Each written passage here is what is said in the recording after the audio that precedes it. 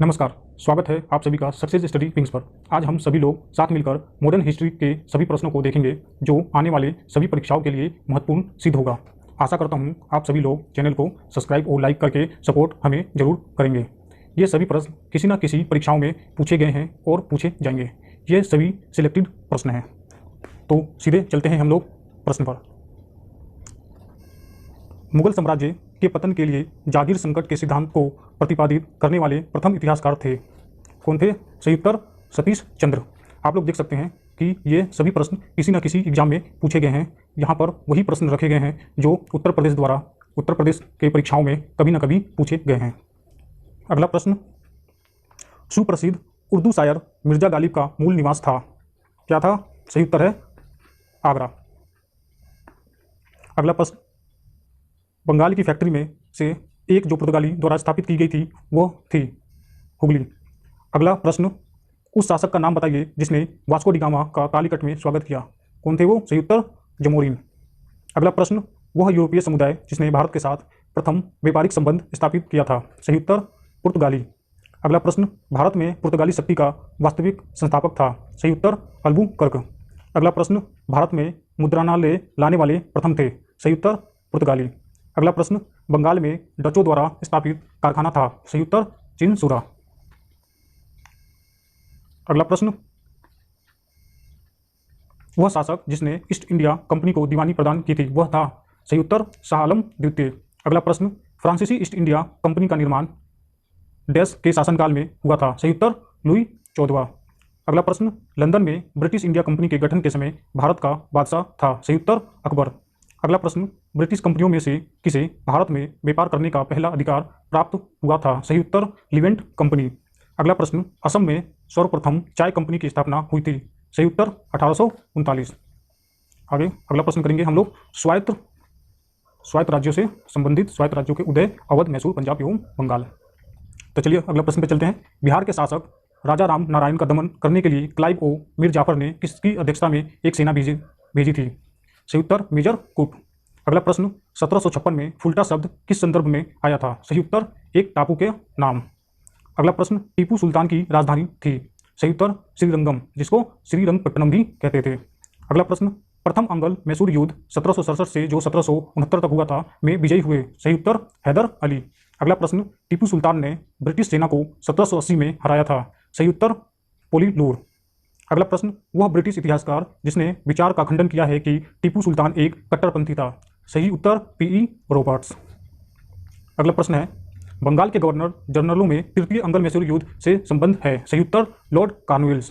अगला प्रश्न, ईश्वर की इच्छा थी कि मैं सब धर्मों को एक निगाह से देखूं, इसलिए उसने दूसरी आंख की रोशनी ले ली, यह कथन था। सही उत्तर महाराजा रंजीत सिंह। अगला प्रश्न, रंजीत सिंह के राज्य में सम्मिलित था। सही उत्तर श्रीनगर। अगला प्रश्न, सिख राज्य का अंतिम राजा था। सही उत्तर दलीप सिंह। अगला प्रश्न, देखिए आप लोगों के एग्जाम में मैचिंग आएगा, हमने यहाँ पर सही सुमेलन को सामने रखा है। ठीक है, तो सही सुमेलन है इलाहाबाद की संधि 1765, मंगलोर की संधि 1784, सलाबाई की संधि 1782, मद्रास की संधि 1769। आपके वहाँ पर एग्जाम में मैचिंग करने के लिए आएगा, जो आपको वहाँ पे सही मैचिंग करना होगा। अब हम लोग अंगल मराठा संघर्ष से संबंधित जो क्वेश्चन पूछे गए हैं अब तक एग्जाम में वो पूछते हैं। देखते हैं हम लोग क्या क्वेश्चन पूछा था। तो प्रश्न है, तृतीय अंगल मराठा युद्ध जुड़ा है किससे? लॉर्ड हेस्टिंग से। अब हम लोग ईस्ट इंडिया कंपनी और बंगाल के नवाब से संबंधित प्रश्न को करेंगे।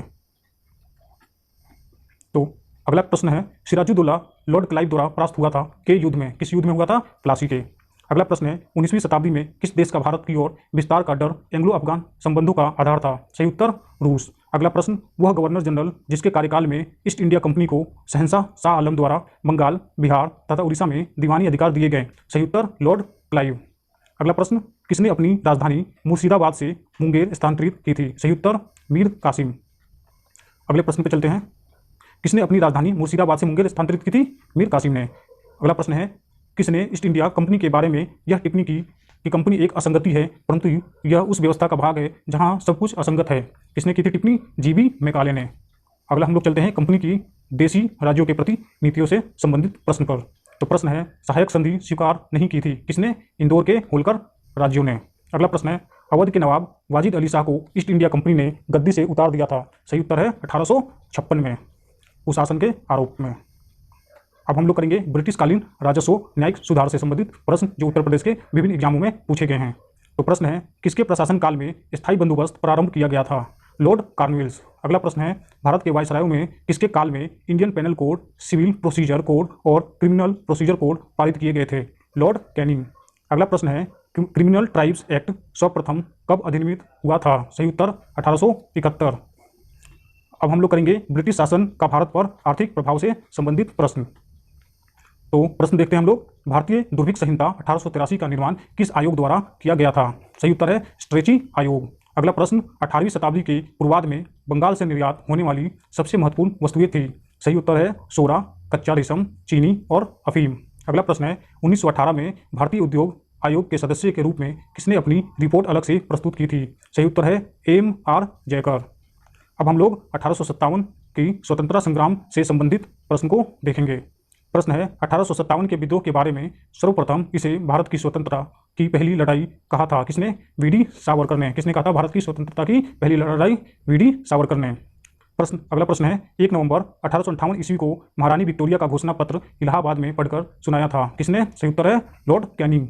अगला प्रश्न है, 1857 में किसने इलाहाबाद को आपातकालीन मुख्यालय बनाया था? सही उत्तर है लॉर्ड कैनिंग। अगला प्रश्न है, मंगल पांडे कहाँ के विप्लव से जुड़े थे या जुड़े हैं? सही उत्तर है बैरकपुर। अगला प्रश्न है, नाना साहब का कमांडर इन चीफ था? सही उत्तर है तात्या टोपे। अगला प्रश्न है, सन 1857 के बरेली विद्रोह के नेता थे? कौन? खान बहादुर। सही उत्तर है खान बहादुर। अगला प्रश्न, भारत की स्वतंत्रता की पहली लड़ाई 1857 में प्रारंभ हुई थी? कहाँ से? सही उत्तर मेरठ। अगला प्रश्न, इलाहाबाद में 1857 के संग्राम का नेता थे? सही उत्तर मौलवी लियाकत अली। अगला प्रश्न, 1857 के स्वाधीनता संघर्ष की वीरांगना महारानी लक्ष्मीबाई की जन्मस्थली है? सही उत्तर वाराणसी। अगला प्रश्न है, अपने पुत्र के स्थान पर दूसरे उत्तराधिकारी को गोद लेने के अधिकार को पुनः स्थापित किया गया था? सही उत्तर है 1858 की सामग्री की घोषणा। अगला प्रश्न है, 1857 की क्रांति से पूर्व ब्रिटिश और भारतीय सेनाओं का देश में अनुपात था? सही उत्तर है 1:5। अगला प्रश्न है, 1857 के संग्राम के केंद्रों में सबसे पहले अंग्रेजों ने किसे पुनः अधिकृत किया? सही उत्तर है दिल्ली। अगला प्रश्न देखेंगे हम लोग, असम में 1857 की क्रांति का नेता था? कौन थे? दीवान मानीराम दत्त। अगला प्रश्न है, 1857 के संघर्ष में भाग लेने वाले सिपाहियों की सर्वाधिक संख्या थी? कहाँ के? सही उत्तर है अवध। अगला प्रश्न है, भारतीय भाषा में 1857 के विप्लव के कारणों पर लिखने वाले प्रथम भारतीय थे? कौन थे? सही उत्तर है सैयद अहमद खां। अब हम लोग जनजातीय विद्रोह से संबंधित जो प्रश्न आए हुए हैं उसे करेंगे। तो प्रश्न है, मोपला विद्रोह 1921 में हुआ कहाँ पर? मालाबार। कहाँ पे है मालाबार? केरल में। अगला प्रश्न, सन्यासी विद्रोह भड़कने का स्थल था? सही उत्तर बंगाल। अगला प्रश्न, मुंडा बगावत का नेता था? सही उत्तर बिरसा मुंडा। अगला प्रश्न है, बिरसा मुंडा का कार्य क्षेत्र था? सही उत्तर रांची। अगला प्रश्न, कोलिया विद्रोह लोगों से संबंधित था? सही उत्तर छोटा नागपुर। अगला प्रश्न, वेलुथम्पी ने अंग्रेजों के विरुद्ध आंदोलन का नेतृत्व किया था? सही उत्तर केरल। अगला प्रश्न, जिया तरंग आंदोलन प्रारंभ हुआ? सही उत्तर मणिपुर। आगे हम लोग सुमेलन देखेंगे जो यहाँ पर सही सुमेलन दिया गया है। पवना विद्रोह हुआ था 1873 से 85 के बीच। एका आंदोलन हुआ था 1922 में। संथाल विद्रोह हुआ था 1855-56 में। ताना भगत आंदोलन हुआ था 1914 में। अब लोग हम प्रारंभिक नागरिक एवं कृषक विद्रोह से संबंधित प्रश्न करेंगे। तो प्रश्न है, 1814-17 की अवधि में जिस क्षेत्र के तालुकदारों ने अंग्रेजी शासन के विरुद्ध विद्रोह किया वह था? सही उत्तर मालवा। अगला प्रश्न, गडकरी विद्रोह का केंद्र था? सही उत्तर कोल्हापुर। अगला प्रश्न, 1924 का बंगाल का तारकेश्वर आंदोलन के विरुद्ध था? सही उत्तर मंदिरों में भ्रष्टाचार। अगला प्रश्न, देवबंद आंदोलन यूपी संयुक्त प्रांत में प्रारंभ हुआ था 1866 में। अगला प्रश्न है, 1921 का मोपला विद्रोह हुआ था कहाँ पर? मालाबार जो केरल में स्थित है। अब हम लोग सामाजिक एवं धार्मिक सुधार आंदोलन से संबंधित प्रश्न करेंगे। प्रश्न है, नेटिव मैरिज एक्ट पारित किया गया था कब? 1872 में। अगला प्रश्न है, महाराष्ट्र का सुकरात कहा गया है? किसे? M.G. रनांडे को। अगला प्रश्न है, शुद्धि आंदोलन का समर्थन किया था? सही उत्तर है आर्य समाज ने। अगला प्रश्न है, सती विरोधी आंदोलन में राजा राममोहन राय के विरुद्ध बंगाल में रूढ़िवादी नेताओं का नेतृत्व किसने किया था? किसने? सही उत्तर है राधाकांत देव ने। अगला प्रश्न है, वह समाज सुधारक जिसने 1826 के जूरी अधिनियम का घोर विरोध किया था? कौन थे वो? सही उत्तर है राजा राममोहन राय। अगला प्रश्न है, एशियाटिक सोसाइटी ऑफ बंगाल की स्थापना किसने की थी? सही उत्तर है विलियम जोन्स ने। अगले प्रश्न पे चलेंगे हम लोग। दलित वर्गों का संघ स्थापित किया था किसने? Doctor B R. अम्बेडकर ने। अगला प्रश्न है, महाराष्ट्र में प्रार्थना समाज का मुख्य संचालक था कौन? सही उत्तर है एम.जी. रनांडे। अगला प्रश्न है, बाल विवाह प्रथा को नियंत्रित करने हेतु वर्ष 1872 के सिविल मैरिज एक्ट ने लड़कियों के विवाह की न्यूनतम उम्र निर्धारित की थी कितने? 14 वर्ष। अगला प्रश्न है, महाराष्ट्र में प्रार्थना समाज किसके नेतृत्व में स्थापित हुआ था? सही उत्तर है केशव चंद्र सेन। अगला प्रश्न, 19वीं शताब्दी के दौरान होने वाले वहाबी आंदोलन का मुख्य केंद्र था? सही उत्तर है पटना। अगला प्रश्न है, शारदा अधिनियम के अंतर्गत लड़कियों एवं लड़कों के विवाह की न्यूनतम आयु क्रमश निर्धारित की गई थी? सही उत्तर है 14 एवं 18।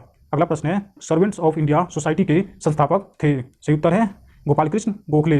अगला प्रश्न है, पश्चिम भारत के डी.के. कर्वे का नाम निम्नलिखित में से किस संदर्भ में आता है? सही उत्तर है स्त्री शिक्षा एवं विधवा पुनर्विवाह।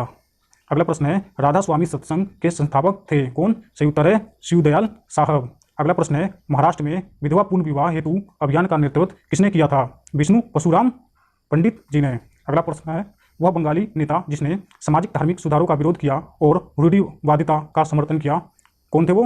राधाकांत देव। अगला प्रश्न है, यदि भगवान अस्पृश्यता को सहन करते हैं तो मैं उन्हें कभी भगवान नहीं मानूंगा, यह कथन है?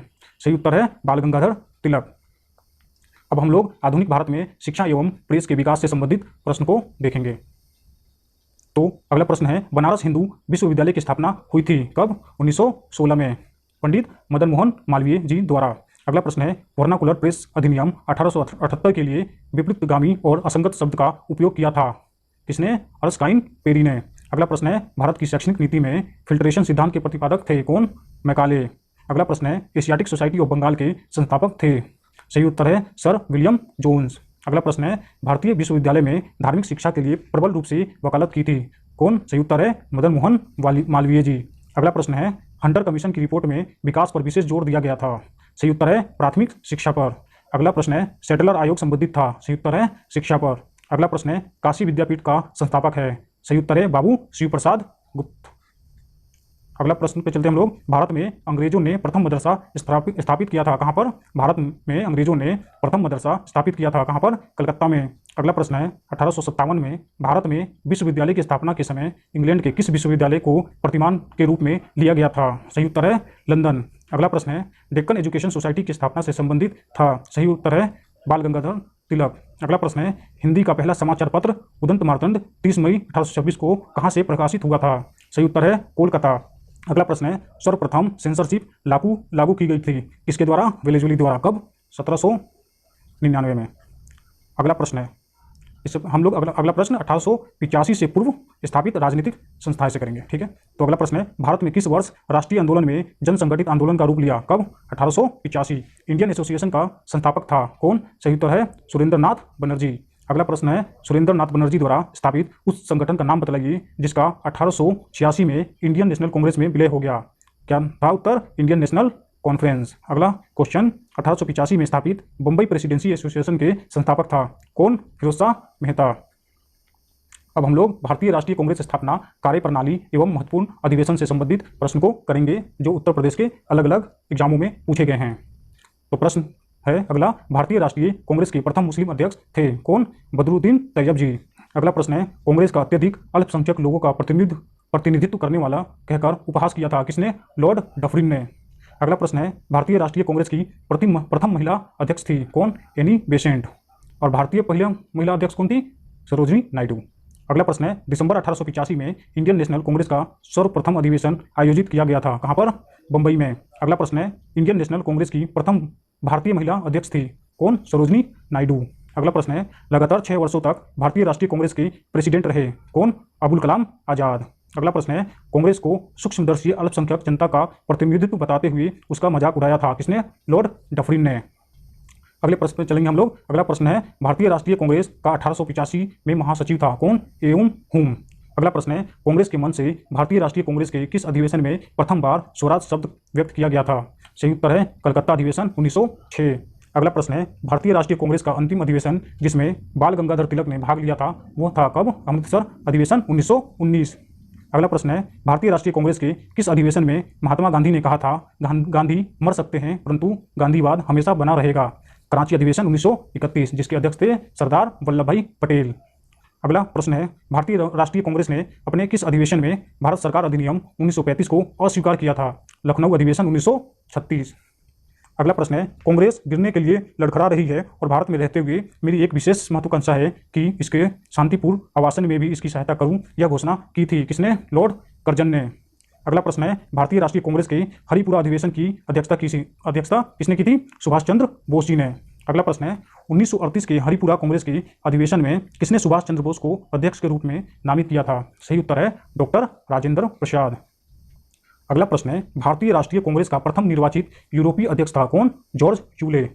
अगला प्रश्न है, भारतीय राष्ट्रीय कांग्रेस का सर्वप्रथम मुस्लिम अध्यक्ष था कौन? बदरुद्दीन तैयब जी। अगला प्रश्न है, भारतीय राष्ट्रीय कांग्रेस के सन 1905 ईस्वी में बनारस अधिवेशन के अध्यक्ष थे कौन? गोपाल कृष्ण गोखले जी। अगला प्रश्न है, भारतीय राष्ट्रीय कांग्रेस का एकमात्र अधिवेशन जिसे महात्मा गांधी द्वारा संबोधित किया गया था संपन्न हुआ था कहां पर? बेलगांव। अगला प्रश्न है, भारतीय राष्ट्रीय कांग्रेस के 1946 में मेरठ में आयोजित अधिवेशन की अध्यक्षता की थी किसने? जेबी कृपलानी ने। अगला प्रश्न है, मदन मोहन मालवीय भारतीय राष्ट्रीय कांग्रेस के अध्यक्ष कितनी बार चुने गए थे? सही उत्तर है 2 बार, 1909 एवं 1918 में। अब हम लोग भारतीय राष्ट्रीय कांग्रेस का उदारवादी चरण 1885 से 1905 तक के प्रश्न को करेंगे। तो अगला प्रश्न है, लॉर्ड कर्जन ने प्रांतीय सीमाओं को पुनर्गठित करने का निर्णय लिया और पूर्वी बंगाल और आसाम नामक एक नया प्रांत बनाया गया, यह कथन सत्य है? असैनिक प्रशासन 1905 के संदर्भ में। अगला प्रश्न है, महाराष्ट्र में गणपति पर्व का श्री गणेश किया था किसने? बीजी तिलक, बाल गंगाधर तिलक जी ने। अगला प्रश्न है, किसने भारतीय राष्ट्रीय कांग्रेस पर प्रार्थना, याचना तथा विरोध की राजनीति करने का आरोप लगाया था किसने? बाल गंगाधर तिलक ने। अगला प्रश्न है, स्वराज शब्द का प्रयोग सर्वप्रथम किया था किसने? बाल गंगाधर तिलक जी ने। अगला प्रश्न है, गोपाल कृष्ण गोखले ने किस वर्ष में भारत सेवक मंडल सर्वेंट्स ऑफ इंडिया सोसाइटी की स्थापना की थी? कब? 1905 में। अब हम लोग बंगाल विभाजन एवं स्वदेशी आंदोलन से संबंधित प्रश्न देखेंगे। प्रश्न है, वंदे मातरम भारतीय राष्ट्रीय आंदोलन का शीर्ष गीत बना स्वदेशी आंदोलन में। अगला प्रश्न है, ब्रिटिश पत्रकार H.W. नेविंसन जुड़े थे किससे? स्वदेशी आंदोलन से। अगला प्रश्न है, क्रांतिकारी संगठन अभिनव भारत समाज की स्थापना की थी किसने? विनायक दामोदर सावरकर ने। अगला प्रश्न है, बंगाल का विभाजन करने वाला गवर्नर जनरल था कौन? Lord Curzon. अगला प्रश्न है, यह कथन कि विदेशी कपड़ों को जलाना एक निष्ठुर बर्बादी है किसका है? रविंद्रनाथ टैगोर जी का। अगला प्रश्न है, बंगाल के विभाजन के समय बंगाल का लेफ्टिनेंट गवर्नर था कौन? Sir Andrews Fraser. अगला प्रश्न है, स्वदेशी के समर्थक थे कौन? दादा भाई नौरोजी जी। अगला प्रश्न है, 1904 से लगातार भारत को स्वशासन देने के बल दिया था। 1904 से लगातार भारत को स्वशासन देने पर किसने बल दिया था? दादा भाई नौरोजी जी ने। अगला प्रश्न है, वह आंदोलन जिसके चलते रविंद्रनाथ ठाकुर ने आमार सोनार बांग्ला नामक गीत रचना की थी? सविनय अवज्ञा आंदोलन। अगला प्रश्न है, ब्रिटिश वस्तुओं के बहिष्कार का सुझाव सबसे पहले दिया था? सही उत्तर है कृष्ण कुमार मित्र। अगला प्रश्न है, बंगाल के विभाजन 1905 के विरोध में हुए आंदोलन का नेतृत्व किया था? सही उत्तर है सुरेंद्रनाथ बनर्जी। अगला प्रश्न है, स्वदेशी आंदोलन का नेतृत्व दिल्ली में किया था? सही उत्तर है सैयद हैदर रजा। अगला प्रश्न है, मद्रास में स्वदेशी आंदोलन का नेतृत्व किया था किसने? सही उत्तर है चिदम्बरम पिल्ले जी ने। अगला प्रश्न है, विदेशी वस्त्रों की बर्बादी ही उनके साथ सर्वोत्तम व्यवहार है, यह कथन था किसका? राष्ट्रपिता महात्मा गांधी जी का। देखिए ये जितने भी आंसर दिए गए हैं ना, ये आंसर की जो ऑफिशियल आंसर की आयोग द्वारा आती है उसके अकॉर्डिंग है। अब हम लोग कांग्रेस का सूरत विघटन एवं क्रांतिकारी आंदोलन से संबंधित प्रश्न को देखेंगे। गोरखपुर जेल में फांसी पाने वाले क्रांतिकारी था कौन? रामप्रसाद बिस्मिल। अगला प्रश्न है, 1904 में क्रांतिकारी संगठन अभिनव भारत संगठित किया था कहाँ पर? महाराष्ट्र में।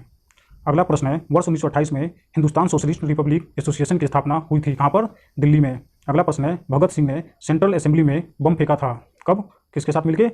बटुकेश्वर दत्त के साथ मिलके। अगला प्रश्न है, इंडिपेंडेंट लीग की स्थापना की थी किसने? रास बिहारी बोस जी ने। अगला प्रश्न है, इनकलाब जिंदाबाद का नारा संबंध है किससे? भगत सिंह जी से। अगला प्रश्न है, काकोरी केस के अभियुक्तों के बचाव हेतु किसकी अध्यक्षता में एक समिति का गठन हुआ था? सही उत्तर है गोविंद वल्लभ पंत जी के। अगला प्रश्न है, काकोरी कांड मुकदमे में सरकारी वकील था? सही उत्तर है जगत नारायण मुल्ला। अगला प्रश्न है, काकोरी षड्यंत्र कांड का वह एकमात्र क्रांतिकारी जो पुलिस गिरफ्तारी से बचकर निकला था? सही उत्तर है चंद्रशेखर आजाद। अगला प्रश्न है, हिंदुस्तान रिपब्लिक एसोसिएशन का गठन सन 1924 ईस्वी में जहां किया गया था वह जगह थी? सही उत्तर है कानपुर। अगला प्रश्न है, भारतीय अशांति का जनक कहा गया है किसको? बीजी तिलक जी को। अगला प्रश्न है, वह कारागार जिसमें पंडित रामप्रसाद बिस्मिल को फांसी दी गई थी कहाँ पर? गोरखपुर जेल में। अगला प्रश्न है वह युग्म जिसको इंग्लैंड में अंग्रेज अधिकारियों की हत्या के आरोप में फांसी की सजा मिली। सही उत्तर है मदनलाल ढींगरा तथा उधम सिंह। वह प्रश्न अगला प्रश्न है भारतीय स्वतंत्रता के लिए फांसी पाने वाले प्रथम रिकॉर्डेड मुस्लिम का नाम था अशफाक उल्लाह खां। अगला प्रश्न है वह महिला क्रांतिकारी जिसने दीक्षांत समारोह में अपनी उपाधि डिग्री ग्रहण करते समय अंग्रेज गवर्नर कुलाधिपति पर गोली चलाई थी। किसने? बीना दास ने। अगला प्रश्न है लाला लाजपत राय ने अपना राजनीतिक गुरु माना था। किसे? मैजिनी को। अगला प्रश्न आलोचना और स्वतंत्र चिंतन एक क्रांतिकारी की दो विशेषताएं हैं, यह कथन था किसका? भगत सिंह का। अगला प्रश्न है वह प्रथम भारतीय जिनको पत्रकार के रूप में अपने कर्तव्य निर्वहन के लिए जेल भेजा गया था। सही उत्तर है बाल गंगाधर तिलक। अब हम लोग मुस्लिम लीग गठन एवं कार्यप्रणाली से संबंधित प्रश्न को देखेंगे। प्रश्न है मुस्लिम लीग एवं भारतीय राष्ट्रीय कांग्रेस के बीच राजनीतिक गतिरोध को दूर करने के लिए CR फार्मूला बनाया था। किसने? सी राजगोपालचारी जी ने। अगला प्रश्न है 1907 में मुस्लिम लीग का वार्षिक अधिवेशन हुआ था। कहाँ पर? कराची में। अगला प्रश्न है 31 दिसंबर 1928 को दिल्ली में हुए सर्वदलीय मुस्लिम सम्मेलन की अध्यक्षता की थी। किसने? आगा खान ने। अगला प्रश्न है मुस्लिम लीग का वह अधिवेशन जिसमें मोहम्मद अली जिन्ना ने अपना 14 सूत्रीय प्रस्ताव रखा था। सही उत्तर 1929। अगला प्रश्न है मुस्लिम लीग के किस अधिवेशन में दो राष्ट्र के सिद्धांत का प्रतिपादन हुआ था? सही उत्तर है लाहौर अधिवेशन 1940। अगला प्रश्न है 1940 में मुस्लिम लीग के अधिवेशन में पाकिस्तान के सृजन का प्रस्ताव रखा था। सही उत्तर है खलीकुजुम्मा। अगला प्रश्न है वह कौन तिथि थी जब मुस्लिम लीग ने पाकिस्तान दिवस मनाया था? सही उत्तर है 23 मार्च 1943। अगला प्रश्न है वह तिथि मुस्लिम लीग ने सीधी कार्रवाई दिवस हेतु सुनिश्चित की थी। सही उत्तर है 16 अगस्त 1946। अब हम लोग दिल्ली दरबार और बंगाल विभाजन का निरस्तीकरण से संबंधित प्रश्न को करेंगे। प्रश्न है अंग्रेजों द्वारा दिल्ली को राजधानी बनाया गया था। कब? 1911 ईस्वी में। अगला प्रश्न है बंगाल का एकीकरण कब संपन्न हुआ? 1912 में। लखनऊ समझौता से संबंधित प्रश्न देखेंगे। भारतीय राष्ट्रीय कांग्रेस का वह अधिवेशन जिसमें बाल गंगाधर तिलक ने कहा था स्वराज हमारा जन्मसिद्ध अधिकार है, मैं इसे लेकर रहूंगा। किसमें? लखनऊ अधिवेशन 1916। अगला प्रश्न है 1916 में मुस्लिम लीग और कांग्रेस के बीच समझौता कराया था। किसने? बाल गंगाधर तिलक जी ने। अगला प्रश्न है अतिवादियों तथा उदारवादियों के पूर्ण मिलन की प्रक्रिया में प्रमुख शिल्पी था। कौन? Annie Besant. अगला प्रश्न है दिसंबर 1916 में इंडियन नेशनल कांग्रेस तथा इंडियन मुस्लिम लीग ने एक ही समय अपने अधिवेशन आयोजित किए थे। कहाँ पर? लखनऊ में। अब हम लोग होम रूल आंदोलन से संबंधित देखेंगे प्रश्न। प्रश्न है इंडियन होम रूल सोसाइटी स्थापित हुई थी। कब? 1905 ईस्वी में लंदन में श्यामजी कृष्ण वर्मा द्वारा। अगला प्रश्न है वह जिन्होंने कांग्रेस के बनारस अधिवेशन की अध्यक्षता की, सूरत फूट के बाद उन्होंने उदारवादियों का नेतृत्व किया, उन्होंने दक्षिण अफ्रीका पहुंचकर गांधी जी के साथ महत्वपूर्ण सेवा की, उन्होंने सर्वेंट्स ऑफ इंडिया सोसाइटी की स्थापना की। यह व्यक्ति थे कौन? गोपाल कृष्ण गोखले जी। अगला प्रश्न है वह आंदोलन जिसमें गांधी जी संबंधित नहीं थे। कौन सा आंदोलन था? होम रूल आंदोलन। अगला प्रश्न है national liberation federation of India अस्तित्व में आया। कब? सही उत्तर है कांग्रेस में नरमपंथियों तथा उग्रवादियों में मतभेद के कारण। अब हम लोग अगला प्रश्न देखेंगे। होम रूल आंदोलन का मुख्य ध्येय था भारत में ब्रिटिश साम्राज्य के अंदर स्वशासन प्राप्त करना। अगला प्रश्न देखेंगे हम लोग बाल गंगाधर तिलक को लोकमान्य विशेषण दिया था होम रूल आंदोलन के समय। अगला प्रश्न है प्रथम विश्व युद्ध के दौरान आंदोलन जो भारत में लोकप्रिय हुआ था वो था होम रूल आंदोलन। अब हम लोग गांधीवादी युग का प्रारंभ दक्षिण अफ्रीका से रोलेट सत्याग्रह तक के प्रश्न को करेंगे। प्रश्न है खादी को स्वतंत्रता की वर्दी कहा था। किसने? महात्मा गांधी जी ने। अगला प्रश्न है महात्मा गांधी ने निम्नलिखित भारतीय राष्ट्रीय कांग्रेस के अधिवेशनों में से किस एक में सर्वप्रथम भाग लिया था? कलकत्ता अधिवेशन 1901 में। अगला प्रश्न है महात्मा गांधी ने सत्याग्रह शस्त्र का उपयोग सर्वप्रथम किया था। कहाँ पर? दक्षिण अफ्रीका में।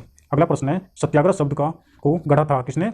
महात्मा गांधी जी ने। अगला प्रश्न है महात्मा गांधी ने भारत में अपना पहला जन भाषण दिया था। कहाँ पर? वाराणसी में। अगला प्रश्न है किसने महात्मा गांधी को आदेशित किया था कि वह भारत में प्रथम वर्ष खुले कान पर मुंह बंद कर व्यतीत करे?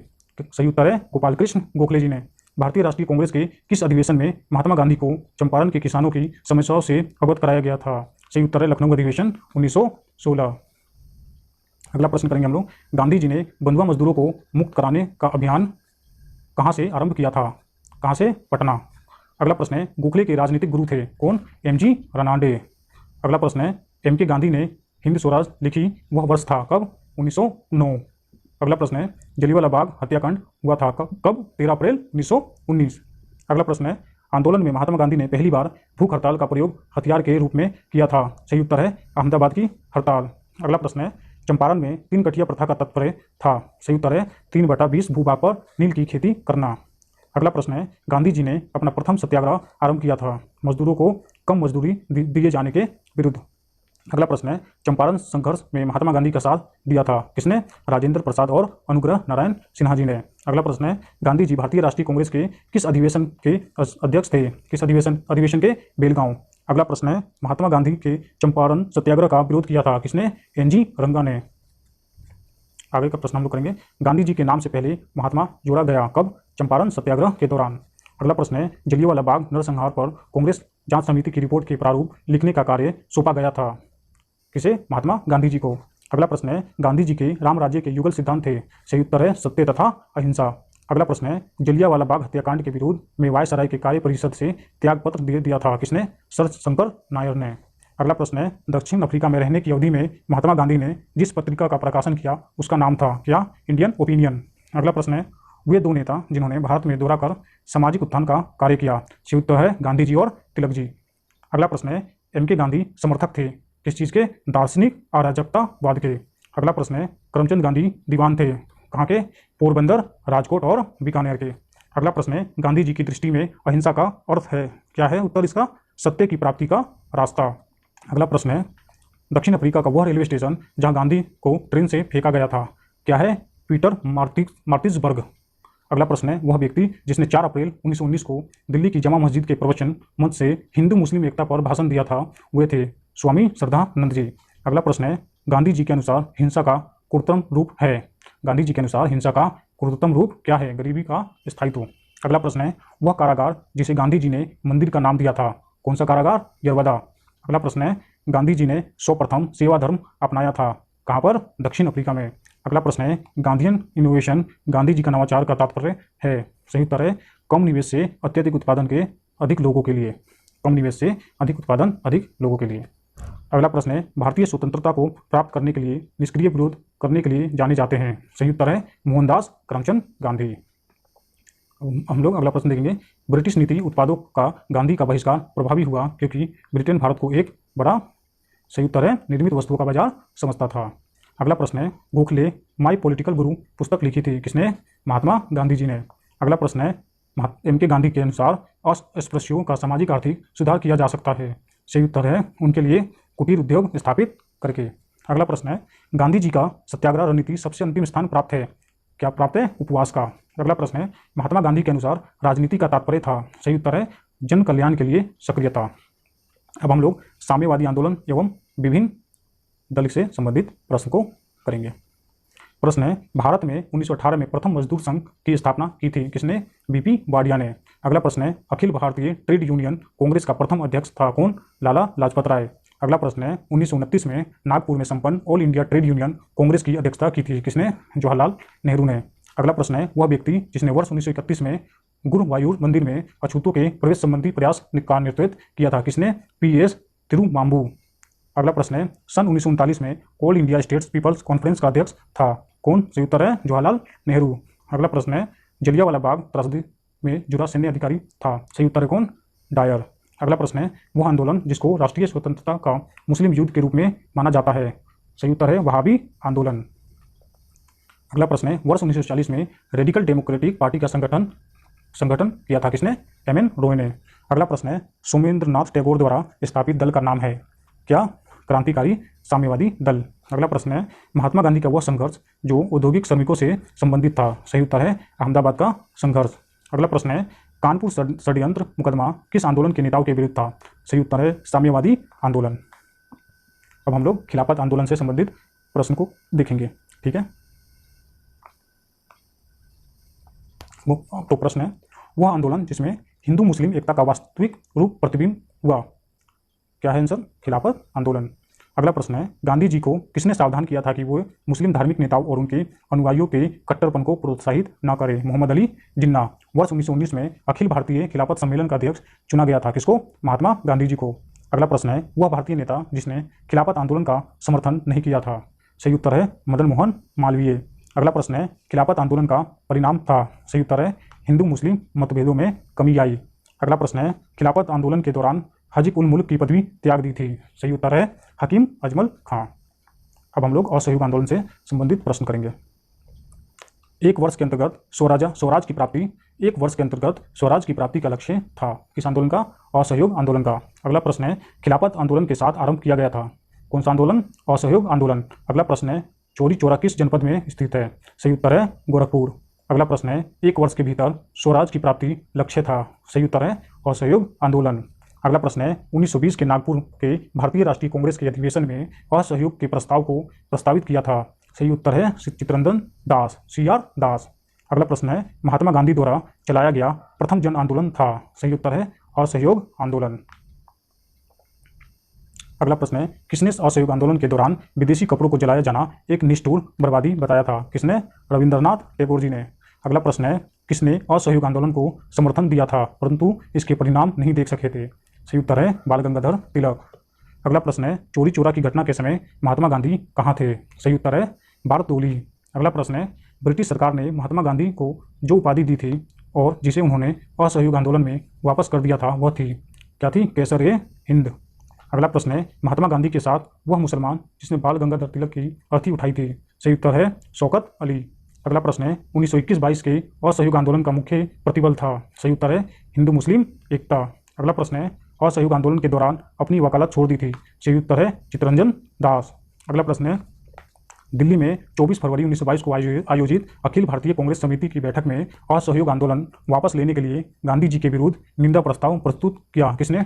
डॉक्टर मुंजे ने। अगला प्रश्न है, किसने तार द्वारा महात्मा गांधी को चौरी चौरा घटना की सूचना दी थी? सही उत्तर है दशरथ प्रसाद द्विवेदी ने। अब हम लोग किसान आंदोलन एवं किसान सभाओं के गठन से संबंधित प्रश्न देखेंगे। प्रश्न है, भारतीय किसान कांग्रेस का पहला अधिवेशन हुआ था कहाँ पर? लखनऊ में। कब? 1936। अगला प्रश्न है, गांधी जी भारतीय राष्ट्रीय कांग्रेस के किस अधिवेशन के अध्यक्ष थे? किसके? बेलगांव। अगला प्रश्न है, वह क्षेत्र जहां बाबा रामचंद्र ने किसानों को संगठित किया था कहाँ पर? अवध में। अगला प्रश्न है, तेभगा आंदोलन 1946 का संबंध था किससे? किसानों से। अब हम लोग भारत के बाहर क्रांतिकारी गतिविधियों से संबंधित जो भी प्रश्न आए हैं उसको देखते हैं। पहला प्रश्न है, प्रथम महायुद्ध के दौरान कहाँ पर भारत की एक अंतिम सरकार बनी थी जिसके प्रेसिडेंट राजा महेंद्र प्रताप थे? कहाँ पर? अफगानिस्तान। अगला प्रश्न है, गदर पार्टी के नेता थे? सही उत्तर है लाला हरदयाल। अगला प्रश्न है, गदर पार्टी की स्थापना हुई थी कहाँ पर? संयुक्त राज्य अमेरिका में। कब? 1913 में। अगला प्रश्न है, गदर पार्टी की स्थापना हुई थी संयुक्त राज्य अमेरिका में। अगला प्रश्न है, कामागटमारू था क्या? कनाडा की यात्रा पर निकला एक जलपोत। अगला प्रश्न है, संयुक्त राज्य अमेरिका में भारतीय क्रांतिकारियों द्वारा प्रकाशित किया जाने वाला पत्र गदर कितनी भाषाओं में निकाला जाता था? कितने में? 4 में। अगला प्रश्न है, स्वराज पार्टी से संबंधित प्रश्न करेंगे हम लोग। महात्मा गांधी के साथ चंपारण सत्याग्रह में भाग लेने वाले सम्मिलित थे कौन कौन? राजेंद्र प्रसाद और अनुग्रह नारायण सिन्हा। स्वराज पार्टी के संस्थापक थे कौन? चित्तरंजन दास। अगला प्रश्न है, देश बंधु के नाम से प्रसिद्ध हैं कौन? चित्तरंजन दास। अगला प्रश्न है, वर्ष 1929 में जारी किए गए दीपावली घोषणा पत्र का संबंध था किससे? डोमिनियन स्टेटस से। अगला प्रश्न है, स्वराज पार्टी के निर्माण के लिए कांग्रेस के अध्यक्ष पद से त्याग पत्र दिया था वह थे कौन? चित्तरंजन दास। अगला प्रश्न है, स्वतंत्रता पूर्व भारत में क्या है क्वेश्चन? स्वतंत्रता पूर्व भारत में किसने केंद्रीय विधानसभा से स्वराज दल का समर्थन किया था? किसने? मोहम्मद अली जिन्ना ने। अब हम लोग साइमन कमीशन एवं नेहरू रिपोर्ट से प्रश्न करेंगे। प्रश्न है, भारत में साइमन कमीशन के बहिष्कार के मुख्य कारण थे क्या थे? सभी सदस्य अंग्रेज थे। कितने? 7 सदस्यीय थी यह कमेटी। अगला प्रश्न है, किसके सुझावों पर भारतीयों को साइमन कमीशन से बाहर रखा गया था? किसके सुझाव पर? Lord Irwin. अगला प्रश्न है, साइमन कमीशन भारत किस वर्ष आया था? 1928 में। गठन 1927 में हुआ था। अगला प्रश्न है, सर्वप्रथम भारत के लिए औपनिवेशिक स्वराज की मांग की थी किसने? सर तेज बहादुर सप्रू और जयकर ने। अगला प्रश्न है, साइमन गो बैक के नारे का निर्माण किया था किसने? यूसुफ मेहर अली ने। अगला प्रश्न है, फरवरी 1928 में आयोजित सर्वदलीय सम्मेलन के अध्यक्ष थे कौन? Doctor M.A. अंसारी। अब हम लोग कांग्रेस का लाहौर अधिवेशन एवं पूर्ण स्वराज 1929 से संबंधित प्रश्न को करेंगे। प्रश्न है, वह वर्ष जब इंडियन नेशनल कांग्रेस ने पूर्ण स्वाधीनता को अपना लक्ष्य अंगीकृत किया था कौन सा वर्ष था? 1929। अगला प्रश्न है, जब पूर्ण स्वराज का प्रस्ताव पारित हुआ था तब भारतीय राष्ट्रीय कांग्रेस के अध्यक्ष थे कौन? जवाहरलाल नेहरू। अगला प्रश्न है, भारतीय राष्ट्रीय कांग्रेस का वह अधिवेशन जिसमें संपूर्ण स्वाधीनता की शपथ ली गई थी वह था? लाहौर अधिवेशन 1929। अगला प्रश्न है, 1929 में कांग्रेस के लाहौर अधिवेशन में पारित संकल्प में शामिल नहीं था क्या नहीं था? अस्पृश्यता उन्मूलन। अगला प्रश्न है, 31 दिसंबर 1929 को अर्धरात्रि में भारतीय राष्ट्रीय ध्वज को फहराया था किसने? पंडित जवाहरलाल नेहरू ने। अब हम लोग सविनय अवज्ञा आंदोलन एवं दांडी मार्च से संबंधित प्रश्न को करेंगे।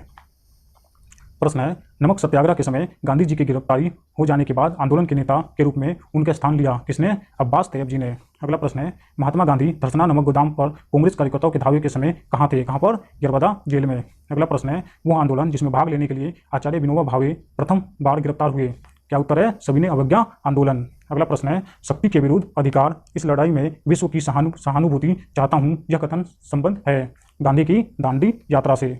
अगला प्रश्न है, वह प्रांत जिसके सत्याग्रहियों की संख्या महात्मा गांधी के दांडी कूच में सर्वाधिक थी, सही उत्तर है गुजरात। अगला प्रश्न है, गांधी जी ने दांडी यात्रा किस आदर्श वाक्य के साथ आरंभ की थी? अंत तक। अब हम लोग आगे के प्रश्न करते हैं। भारतीय इतिहास में तिथि 6 अप्रैल 1930 जानी जाती है किससे? महात्मा गांधी के दांडी मार्च के लिए। अगला प्रश्न है, गांधी ने दांडी मार्च प्रारंभ किया था, सही उत्तर है नमक कानून तोड़ने के लिए। अगला प्रश्न है, वानर सेना और मंजिल सेना संबंध है किससे? सविनय अवज्ञा आंदोलन से। गांधी की यात्रा से संबंधित दांडी स्थित है कहाँ? नौसारी जिले में। अगला प्रश्न है, नमक सत्याग्रह के समय गांधी जी के गिरफ्तार हो जाने के बाद आंदोलन के नेता के रूप में उनका स्थान लिया था किसने? अब्बास तैयब जी ने। अगला प्रश्न है, महात्मा गांधी धरसना नामक गोदाम पर कांग्रेस कार्यकर्ता के धावे के समय थे कहाँ पे? यरवदा जेल में। अगला प्रश्न है, आचार्य विनोबा भावे जिस आंदोलन में भाग लेने के लिए गिरफ्तार हुई थी वह था सविनय अवज्ञा आंदोलन। शक्ति के विरुद्ध, ये क्वेश्चन हम लोगों ने शायद कर लिया है। भारतीय इतिहास में तिथि 6 अप्रैल 1930 जानी जाती है किस लिए? महात्मा गांधी द्वारा दांडी मार्च के लिए। अगला प्रश्न करते हैं हम लोग, आगे करते हैं गांधी इरविन समझौता, कराची अधिवेशन एवं गोलमेज सम्मेलन से। प्रश्न है, वह गोलमेज सम्मेलन जिसमें भारतीय राष्ट्रीय कांग्रेस के प्रतिनिधि ने प्रथम बार भाग लिया था कौन सा था? द्वितीय गोलमेज सम्मेलन। अगला प्रश्न है, गांधी इरविन समझौता हुआ था कब? 1931 में। अगला प्रश्न है, महात्मा गांधी जब द्वितीय गोलमेज सभा में भाग लेने लंदन गए थे, ठहरे थे कहाँ पे? किंग्सले हॉल में। अगला प्रश्न है, किसने भारतीय राष्ट्रीय कांग्रेस के कराची अधिवेशन 1931 को महात्मा गांधी की लोकप्रियता और सम्मान की प्रकाशना माना है किसने? सुभाष चंद्र बोस जी ने। अगला प्रश्न है, गांधी इरविन समझौते में किस आंदोलन को रोकने का प्रावधान था? सही उत्तर है सविनय अवज्ञा आंदोलन। अगला प्रश्न है, किसने गांधी इरविन समझौता में महात्मा गांधी के लाभ को सांत्वना पुरस्कार कहा था किसने? एलन कैंपबेल जॉनसन ने। अगला प्रश्न है, इरविन तथा गांधी को दो महात्मा कहा था किसने? सरोजनी नायडू ने। अगला प्रश्न है, लंदन में संपन्न हुए गोलमेज सम्मेलन में भारतीय ईसाइयों का प्रतिनिधित्व किया था किसने? केटी पोल ने। अगला प्रश्न है, गांधी इरविन समझौता हुआ मुख्य रूप से गोलमेज सम्मेलन में कांग्रेस की भागीदारी सहज करने के लिए। अब हम लोग सांप्रदायिक अधिनिर्णय एवं पूना समझौता से संबंधित प्रश्न को करेंगे। प्रश्न है, पूना पैक्ट पर हस्ताक्षर किए थे किसने? गांधी एवं अंबेडकर ने। अगला प्रश्न है, 1932 में पूना पैक्ट के बाद हरिजन सेवक संघ की स्थापना हुई थी, इसके अध्यक्ष थे कौन? घनश्याम दास बिरला। अगला प्रश्न है, महात्मा गांधी क्षणिक भूत की भांति धूल उठाते हैं लेकिन स्तर नहीं, यह कहा था किसने? Doctor B are Ambedkar ji ने। अब हम लोग कांग्रेस समाजवादी पार्टी से संबंधित प्रश्न करेंगे।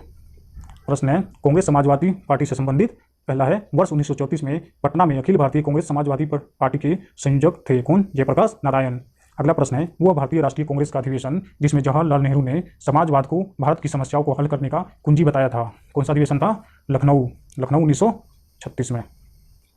अगला प्रश्न है, मैं एक समाजवादी और गणतंत्रवादी हूं और मुझे राजाओं और राजकुमारों में विश्वास नहीं है, यह वक्तव्य संबंधित है किससे? जवाहरलाल नेहरू जी से। अगला प्रश्न है, भारत में साम्यवाद का उच्चतम पुजारी कहा गया है किसे? जवाहरलाल नेहरू जी को। अगला प्रश्न है, प्रथम अखिल भारतीय समाजवादी युवा कांग्रेस का सभापति थे कौन? जवाहरलाल नेहरू। अगला हम लोग करेंगे प्रांतीय चुनाव तथा मंत्रिमंडल के गठन से। अगला प्रश्न है, 1940 के रामगढ़ कांग्रेस की अध्यक्षता की थी कौन? मौलाना अबुल कलाम आजाद ने। अगला प्रश्न है, 1937 में प्रांतों में मंत्रिमंडल के निर्माण के उपरांत कांग्रेस शासन की अवधि थी कितनी? 28 महीने। अगला प्रश्न है, वह प्रांत जहां 1937 के आम चुनाव के बाद भारतीय राष्ट्रीय कांग्रेस ने अपनी सरकार नहीं बनाई थी, कहां पर?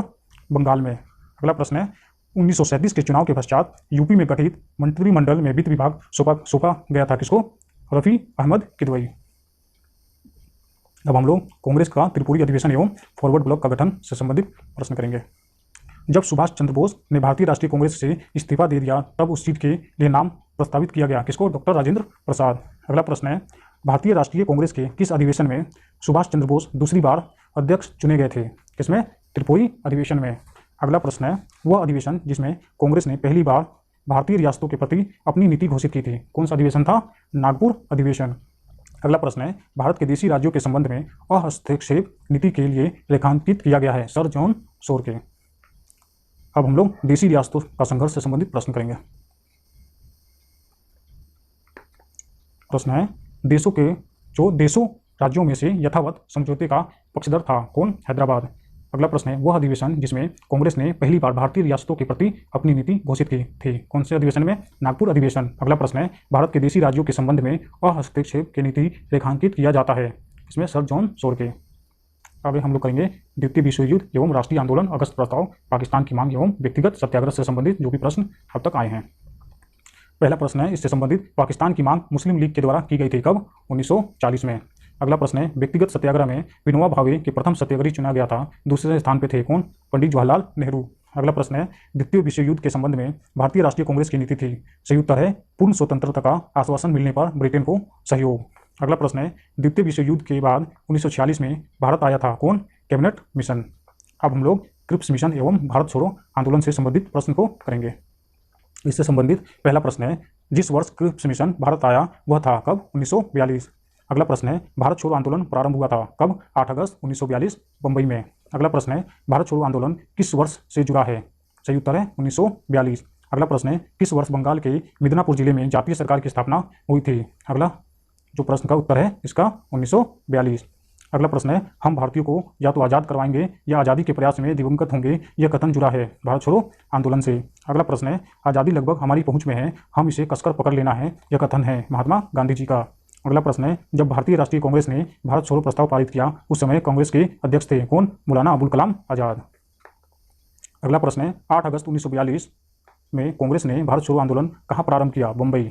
अगला प्रश्न है भारत छोड़ो आंदोलन के संदर्भ में महात्मा गांधी को बंदी बनाया गया, कहाँ पर? मुंबई।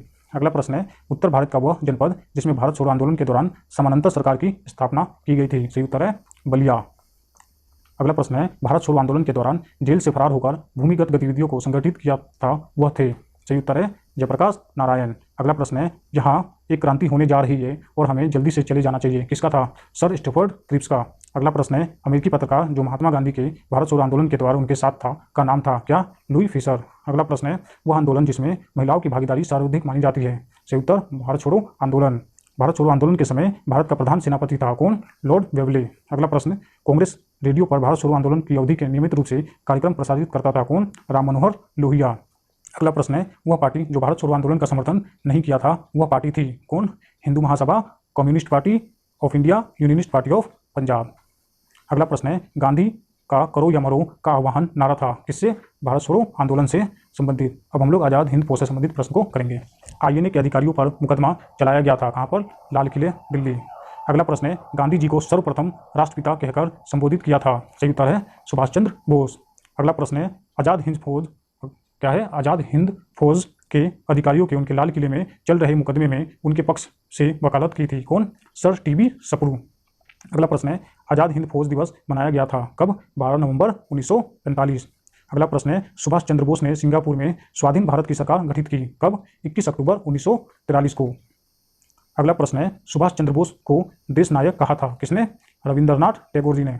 अगला प्रश्न है आज़ाद हिंद फौज का वह सैनिक जिसको 7 वर्ष की कारावास का दंड दिया गया था, कौन थे? राशिद अली। अगला प्रश्न है वह भारतीय क्रांतिकारी जिसने सुभाष चंद्र बोस को इंडियन नेशनल आर्मी के गठन में सक्रिय सहयोग दिया था, कौन थे? रासबिहारी बोस। अगला प्रश्न है भारत की मुक्ति महात्मा गांधी के नेतृत्व में नहीं होगी, यह लिखा था किसने? सुभाष चंद्र बोस ने। अगला प्रश्न है नेताजी सुभाष चंद्र बोस का जन्म जिस नगर में हुआ था वह है कौन सा? कटक। हम लोग कैबिनेट मिशन योजना, संविधान सभा एवं अंतरिम सरकार का गठन से संबंधित प्रश्न करेंगे। पहला प्रश्न है इससे संबंधित स्वतंत्र भारत के लिए संविधान की रचना हेतु संविधान सभा का विचार सर्वप्रथम प्रस्तुत किया था, किसने? कांग्रेस पार्टी ने सन 1936 ईस्वी में। अगला प्रश्न है कैबिनेट मिशन के भारत आगमन के समय भारतीय राष्ट्रीय कांग्रेस का अध्यक्ष था, कौन? मौलाना अबुल कलाम आज़ाद। अगला प्रश्न है भारतीय संविधान की पांडुलिखन समिति के अध्यक्ष थे, कौन? Doctor BR Ambedkar. अगला प्रश्न है सांप्रदायिक एवं अन्य समस्याओं के न्याय संगत समाधान का एकमात्र तरीका संविधान सभा ही है, यह घोषणा 1939 में की थी, किसने? महात्मा गांधी ने। कैबिनेट मिशन 1946 में आया था। अब हम लोग माउंटबेटन योजना, भारत का विभाजन एवं स्वतंत्रता से संबंधित प्रश्न करेंगे। पहला प्रश्न है, इससे संबंधित भारतीय स्वाधीनता विधेयक को राजकीय स्वीकृति प्राप्त हुई थी कब? 18 जुलाई 1947। अगला प्रश्न है, मेरा अंतिम उद्देश्य प्रत्येक व्यक्ति की आंख से आंसू पोंछना होगा, यह कथन है किसका? पंडित जवाहरलाल नेहरू। अगला प्रश्न है, अगस्त 1947 में स्वतंत्रता दिवस के समारोह में वह नेता जो सम्मिलित नहीं हुआ था। अगस्त 1947 में स्वतंत्रता दिवस के समारोह में वह नेता जो सम्मिलित नहीं हुआ था वो कौन थे? महात्मा गांधी। अगला प्रश्न है, जब भारत स्वतंत्र हुआ उस समय कांग्रेस के अध्यक्ष थे कौन? जेबी कृपलानी। अगला प्रश्न है, भारत विभाजन के संदर्भ में 1947 में नियुक्त सीमा आयोग की अध्यक्षता की थी किसने? रेड क्लिफ ने।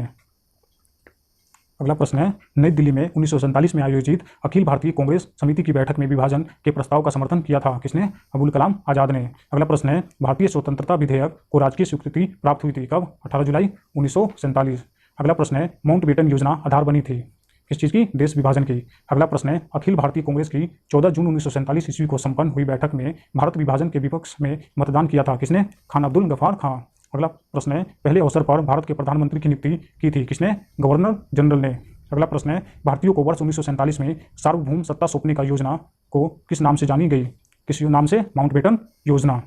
अगला प्रश्न है, ब्रिटिश सरकार भारत के विभाजन के लिए उत्तरदायी नहीं है, उपयुक्त कथन का श्रेय दिया जाता है किसको? लॉर्ड एटली। अगला प्रश्न है, वह योजना जो भारतीय स्वतंत्रता का आधार बनी कौन सा? माउंटबेटन योजना। अगला प्रश्न है, महात्मा गांधी उस समय कहाँ थे जब इटली ने हाउस ऑफ कॉमन्स में सत्ता के हस्तांतरण की घोषणा की थी? नई दिल्ली में। अब हम लोग भारत का संवैधानिक विकास से संबंधित प्रश्न को करेंगे। तो पहला प्रश्न है, इससे संबंधित वह एक्ट जिसके द्वारा भारत के गवर्नर जनरल के अध्यादेश जारी करने की शक्ति प्रदान की गई कौन सा एक्ट था? Indian council act 1861। अगला प्रश्न है, वह अधिनियम जिसमें प्रथम बार गवर्नर जनरल ऑफ बंगाल के पद हेतु प्रावधान किया गया था? सही उत्तर है रेगुलेटिंग अधिनियम 1773। अगला प्रश्न है, बोर्ड ऑफ कंट्रोल की स्थापना किस अधिनियम के अंतर्गत की गई थी? सही उत्तर है पिट्स इंडिया अधिनियम 1784। अगला प्रश्न है, वह अधिनियम जिसके द्वारा ईस्ट इंडिया कंपनी के व्यापारिक अधिकारों की समाप्ति की गई? सही उत्तर है 1813 का चार्टर एक्ट। अगला प्रश्न है, वह अधिनियम जिसमें भारतवासियों को अपने देश के प्रशासन में कुछ हिस्सा लेना संभव बनाया? सही उत्तर है चार्टर एक्ट 1833। अगला प्रश्न है, पहली बार भारत में एक क्रियाशील विधान परिषद सृजन किया वह कानून था? 1853 का। अगला प्रश्न है, भारत में अप्रत्यक्ष निर्वाचन की प्रथा आरंभ की गई थी कब? 1892 में। अगला प्रश्न है, लोक सेवाओं की परीक्षा इंग्लैंड तथा भारत में एक साथ करने की संस्तुति दी थी किसने? मॉन्टेग्यू चैम्सफोर्ड रिपोर्ट द्वारा। अगला प्रश्न है, भारत में पहली बार लोक सेवा आयोग की स्थापना जिस अधिनियम से हुई थी वह था? Government of India act 1919। अगला प्रश्न है, वर्ष 1919 के इंडियन काउंसिल एक्ट में व्यवस्था की गई थी क्या चीज़ का? सांप्रदायिक प्रतिनिधित्व का। अगला प्रश्न है, द्वैध शासन प्रणाली भारत में कार्यान्वित रही कब से? 1921 से 1937 तक। अगला प्रश्न है, 1935 के अधिनियम के बारे में कहा था एक कार जिसमें ब्रेक तो है पर इंजन नहीं किसने? जवाहरलाल नेहरू ने। अगला प्रश्न है, भारत सरकार अधिनियम 1935 को गुलामी का अधिकार पत्र कहा था, यह कथन था किसका? जवाहरलाल नेहरू का। अगला प्रश्न है, राष्ट्रीय आंदोलन की अवधि में जिस घटना ने मतभेद के बीज बोए वह अंततः देश का विभाजन कराया? विधानसभा। सही उत्तर है विधानसभाओं में मुसलमानों के लिए पृथक निर्वाचन क्षेत्र और स्थानों का आरक्षण। अगला प्रश्न है, किसके शासनकाल में भारत में अंग्रेजी शिक्षा आरंभ की गई थी? सही उत्तर है लॉर्ड विलियम बेंटिक। अगला प्रश्न है, चार्टर अधिनियम 1813 भारत के लिए महत्वपूर्ण समझे जाने का कारण है? सही उत्तर है इसके द्वारा भारतीयों की शिक्षा के लिए वित्तीय प्रावधान किया गया। अब हम लोग आधुनिक भारत की महत्वपूर्ण संस्थाएं उनके संस्थापक से संबंधित प्रश्न करेंगे। पहला प्रश्न इससे संबंधित, देव समाज के संस्थापक थे कौन? शिव नारायण अग्निहोत्री। अगला प्रश्न है, भारत में थियोसॉफिकल सोसाइटी की सफलता मुख्यतः थी एनी बेसेंट के कारण? अगला प्रश्न है, हरिजन सेवक संघ के संस्थापक अध्यक्ष थे कौन? जीडी बिरला। अगला प्रश्न है, हरिजन सेवक संघ का पूर्व नाम था all India anti untouchability league. अगला प्रश्न है, इंडियन इंडिपेंडेंस लीग की स्थापना की थी किसने? रास बिहारी बोस ने। अगला प्रश्न है, दार उल उलूम की स्थापना की थी किसने? मौलाना शिबली नुमानी ने। अगला प्रश्न है, युगांतर पार्टी का नेतृत्व किया था किसने? जतींद्रनाथ मुखर्जी ने। अब हम लोग भारत में विभिन्न गवर्नर जनरल एवं वायसराय से संबंधित प्रश्न करेंगे। इससे संबंधित पहला प्रश्न है, ब्रिटिश संसद में महाभियोग का मुकदमा चलाया गया था किसके खिलाफ? Warren Hastings. अगला प्रश्न है, भारत का पहला गवर्नर जनरल था? सही उत्तर है लॉर्ड विलियम बेंटिक। अगला प्रश्न है, भारत में अंग्रेजों के समय प्रथम जनगणना हुई? सही उत्तर है लॉर्ड मेयो के कार्यकाल में। अगला प्रश्न है, वह वायसराय जिसकी हत्या अंडमान निकोबार द्वीप समूह में जब वे भ्रमण पर थे एक दंडित अपराधी द्वारा की गई थी? सही उत्तर है लॉर्ड मेयो के। अगला प्रश्न है, भारत में करजन के प्रशासन की तुलना औरंगजेब से की थी किसने? जी.के. गोखले ने। अगला प्रश्न है, लॉर्ड कॉर्नवालिस की कब स्थित है? सही उत्तर है गाजीपुर में। अगला प्रश्न है, अंगल नेपाल युद्ध जिसके शासनकाल में हुआ था वह है? सही उत्तर है लॉर्ड हेस्टिंग्स। अगला प्रश्न है किसे स्वर्ग से उत्पन्न सेनानायक कहा था? सही उत्तर है लॉर्ड रॉबर्ट क्लाइव। अगला प्रश्न है भारतीय लोक सेवा का प्रवर्तन किया गया? सही उत्तर है लॉर्ड कॉर्नवेलिस के शासनकाल में।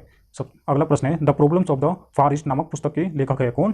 कर्जन। अगला प्रश्न है भारतीय समाचार पत्रों को कठोर नियंत्रण से मुक्त किया?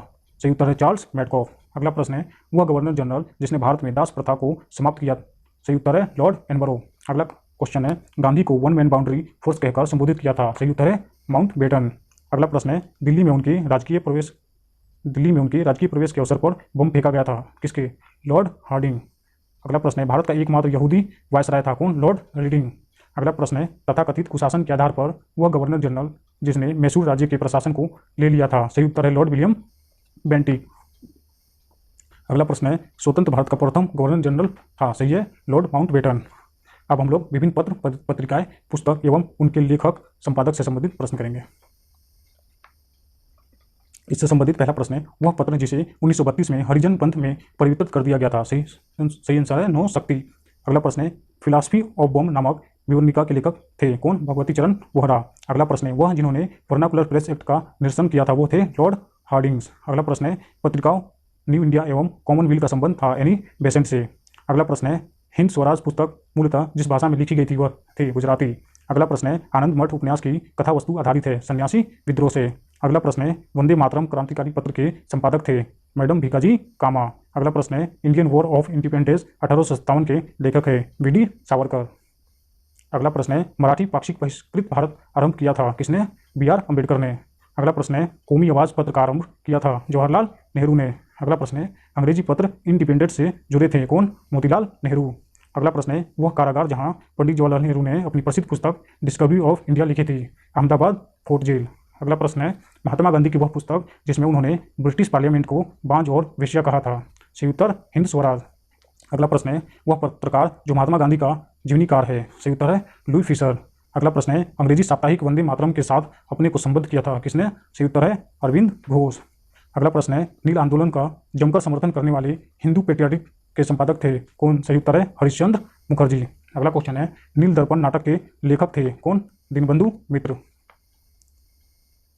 अगला प्रश्न है Indian society of oriental art की स्थापना की थी किसने? रविंद्रनाथ टैगोर। अगला प्रश्न है वह प्रख्यात समाज सुधारक जिन्होंने ज्ञान योग कर्म योग तथा राजयोग नामक पुस्तकें लिखी? स्वामी विवेकानंद। अगला प्रश्न है क्रांतिकारी काल की वह लोकप्रिय पत्रिका जो अनेक कारणों से कांग्रेस की आलोचना करती थी?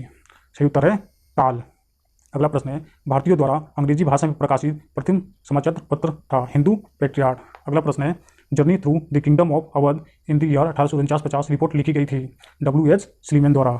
अगला प्रश्न है the man who divided India पुस्तक के लेखक थे? रफीक जकारिया। अगला प्रश्न है द इंडियन स्ट्रगल नामक प्रसिद्ध पुस्तक लिखी थी? सुभाष चंद्र बोस। अगला प्रश्न है स्वदेश वाहिनी के संपादक है कि रामकृष्ण पिल्ले। अगला प्रश्न है आर्यों के आदि देश के बारे में लिखा था बाल गंगाधर तिलक ने? अगला प्रश्न है बापू माई मदर शीर्षक संस्मरण लिखा था किसने? मनुबहन गांधी ने। अगला प्रश्न है मैं अनिश्चयवादी क्यों हूँ शीर्षक की पुस्तिका लिखी थी? भगत सिंह ने। अगला प्रश्न है इंडियाज स्ट्रगल फॉर इंडिपेंडेंस के पुस्तक के लेखक है बिपिन चंद्र। अगला प्रश्न है Mountbatten and the partition of India के पुस्तक के लेखक थे लॉरी कॉलिंसन एंड डोमिनिक लापियरे।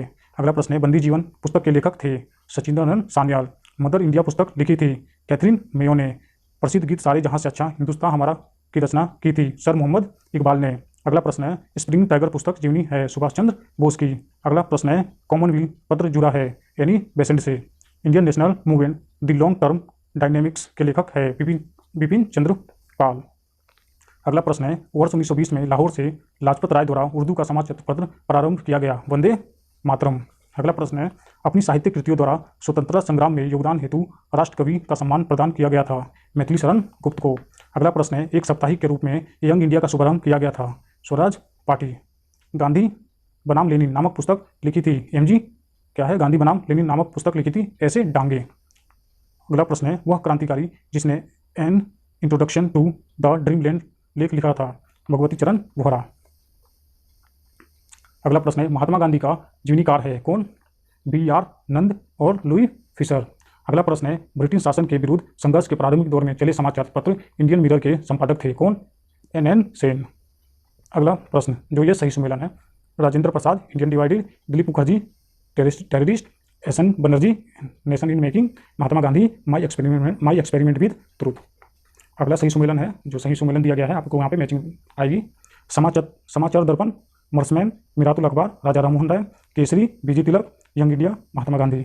अगला है V D. Savarkar, the Indian for independence, R C. Majumdar, the sipahi mutiny and the revolt of 1857, S B. Chaudhary, the great rebellion, Ashok Mehta, civil rebellion in the Indian mutinies. अगला सही सुमेलन है बंगाली, सुरेंद्रनाथ बनर्जी, बंगवासी, जोगेंद्रनाथ घोष, वंदे मातरम, अरविंद घोष, और अमृत बाजार पत्रिका, मोतीलाल घोष।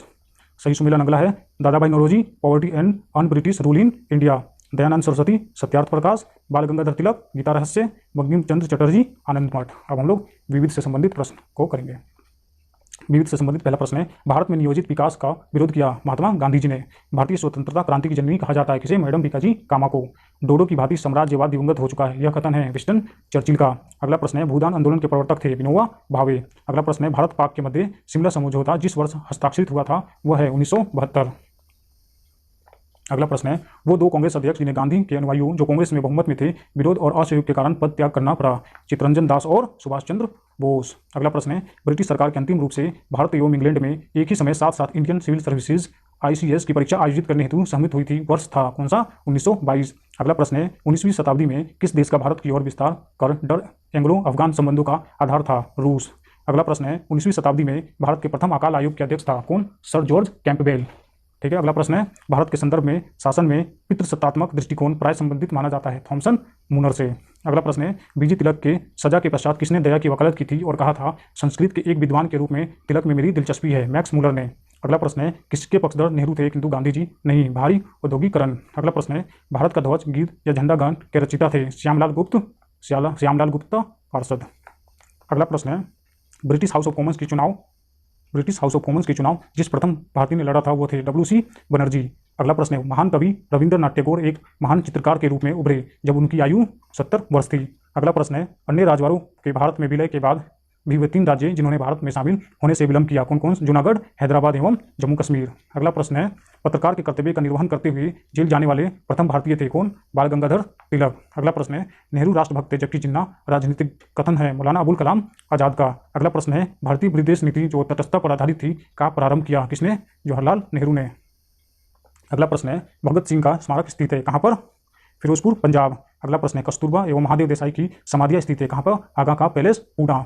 अगला प्रश्न है, गांधी के आंदोलन को राजनीतिक विरोधी कहा था, यह कथन था लॉर्ड लिंथिगो। अगला प्रश्न है, मोहम्मद अली जिन्ना को हिंदू मुस्लिम एकता का राजदूत कहा था, यह कथन था सरोजनी नायडू का। अगला प्रश्न है, कांग्रेस द्वारा समर्थन वापस लिए जाने के कारण ही पद त्याग करना पड़ा किसे? चरण सिंह चंद्रशेखर HD देवगौड़ा को। अगला प्रश्न है, ब्रिटिश शासन की सबसे अधिक महत्वपूर्ण उपलब्धि भारत का एकीकरण था, यह कथन है KM पनिकर का। अगला प्रश्न है, ऑपरेशन पोलो जुड़ा है किससे? हैदराबाद राज्य में सैनिक कार्यवाही से। अगला प्रश्न है, भारत में 19वीं शताब्दी में पड़े वह अकाल जिसको प्रकोप का समुद्र सी ऑफ कैलेमिटी कहा गया है उड़ीसा अकाल 1866-67। अगला प्रश्न है, रविंद्रनाथ टैगोर को महान प्रहरी कहा था किसने? महात्मा गांधी ने। अगला प्रश्न है, बंगाल दुर्भिक्ष का वह वर्ष जिसमें लाखों लोग दिवंगत हुए कौन सा है? 1943। अगला प्रश्न है, डोडो की भांति साम्राज्यवाद दिवंगत हो चुका है, यह कथन था किसकी? क्लीमेंट एटली का। अगला प्रश्न है, वास्तविक क्रांतिकारी सेनाएं गांवों तथा कारखानों में पाई जाती है, यह कथन था भगत सिंह का। अगला प्रश्न है, 1853 में जन्मे ये पश्चिमी भारत के पारसी थे, ये इंडियन स्पेक्टेटर तथा वॉइस ऑफ इंडिया के संपादक थे, ये एक समाज सुधारक थे और सम्मति आयु अधिनियम 1891 के पक्ष में प्रमुख संघर्षकर्ता थे। उपयुक्त पैराग्राफ के विषय में है कौन थे? BM मालबाड़ी। ये सब सुमेलन है। भारतीय राष्ट्रीय कांग्रेस 1885 में, भारतीय जनसंघ 1951, भारतीय समाजवादी दल 1925 और MIDMK 1972। अगला है, कांग्रेस सोशलिस्ट पार्टी नरेंद्र देव ने, स्वराज पार्टी CR दास ने, फॉरवर्ड ब्लॉक सुभाष चंद्र बोस ने और जस्टिस पार्टी को रामास्वामी नायकर ने स्थापना की थी। ये भी सुमेलन है। जल सेना अधिनियम 1927, सोनिया विज्ञान आंदोलन 1930, द्वितीय गोलमेज अधिवेशन 1931, सांप्रदायिक निर्णय 1932। ये भी सुमेलन है। महाराजा हरि सिंह ने विलयपत्र पर हस्ताक्षर किए 26 अक्टूबर 1947। भारत का संविधान लागू हुआ 26 जनवरी 1950। जम्मू कश्मीर की प्रभुसत्ता संपन्न संविधान सभा ने भारत में विलय को अनुमोदित किया 1954। जम्मू तथा कश्मीर राज्य का नया संविधान लागू हुआ 26 जनवरी 1957। यह भी सुमेलन है। फिरोज शाह मेहता की मृत्यु 5 नवंबर 1915, जलियांवाला बाग हत्याकांड 13 अप्रैल 1919, साइमन कमीशन की नियुक्ति नवंबर 1927, महात्मा गांधी की दांडी मार्च 12 मार्च 1930। ये भी सम्मेलन है। सविनय अवज्ञा आंदोलन 5 अप्रैल 1930, गांधी इरविन समझौता 5 मार्च 1931, पुणे पैक्ट 26 सितंबर 1932 और क्रिप्स मिशन 22 मार्च 1942। बस यहीं तक है। आप लोगों को ये पूरे वीडियो देखने के लिए धन्यवाद तथा हेलो दोस्तों, कैसे हैं आप लोग। अब हम लोग मध्यकालीन इतिहास से संबंधित उत्तर प्रदेश में पूछे गए सभी प्रश्नों का हल हम लोग करेंगे। आगे बढ़ने से पहले आप सभी लोगों से निवेदन है कि आप लोग चैनल को सब्सक्राइब, लाइक और शेयर कर दीजिए। तो हम लोग आगे प्रश्न की तरफ बढ़ते हैं। मोहम्मद बिन कासिम था कहाँ का? अरब का। सबसे पहले हम लोग अरबों का आक्रमण एवं सिंध विजय से संबंधित प्रश्न करेंगे। मोहम्मद बिन कासिम था अरब से। महमूद गजनवी का दरबारी इतिहासकार था। उत्तरी सोमनाथ पर महमूद गजनवी या गजनी के आक्रमण के समय चालुक्य सोलंकी वंश गुजरात में शासक था। भीम, आप सभी लोग से रिक्वेस्ट है कि चैनल को सब्सक्राइब, लाइक और शेयर कर दीजिएगा, जिससे हम आने वाले वीडियो में बेहतर क्वालिटी के साथ आप लोग को पढ़ा सकें। नेक्स्ट क्वेश्चन है, दिल्ली का प्रथम मुस्लिम शासक था? कुतुबुद्दीन ऐबक। एक घटना एक परिणाम रहित विजय कथन किस आधुनिक इतिहासकार ने अरबों द्वारा सिंध विजय के संदर्भ में है? लेन पोल। गजनी राजवंश का संस्थापक था? अल्तगीन। अब हम लोग मोहम्मद गोरी के आक्रमण एवं दिल्ली सल्तनत की स्थापना से संबंधित सभी प्रश्न करेंगे। आप लोग देख सकते हैं कि ये विगत वर्षों में पूछे गए सभी एग्जामों के नाम यहाँ पे लिख रखा है। मध्य एशिया का वह शासक जिसने 1192 में उत्तर भारत को जीता था, कौन था? शिहाबुद्दीन मोहम्मद गौरी।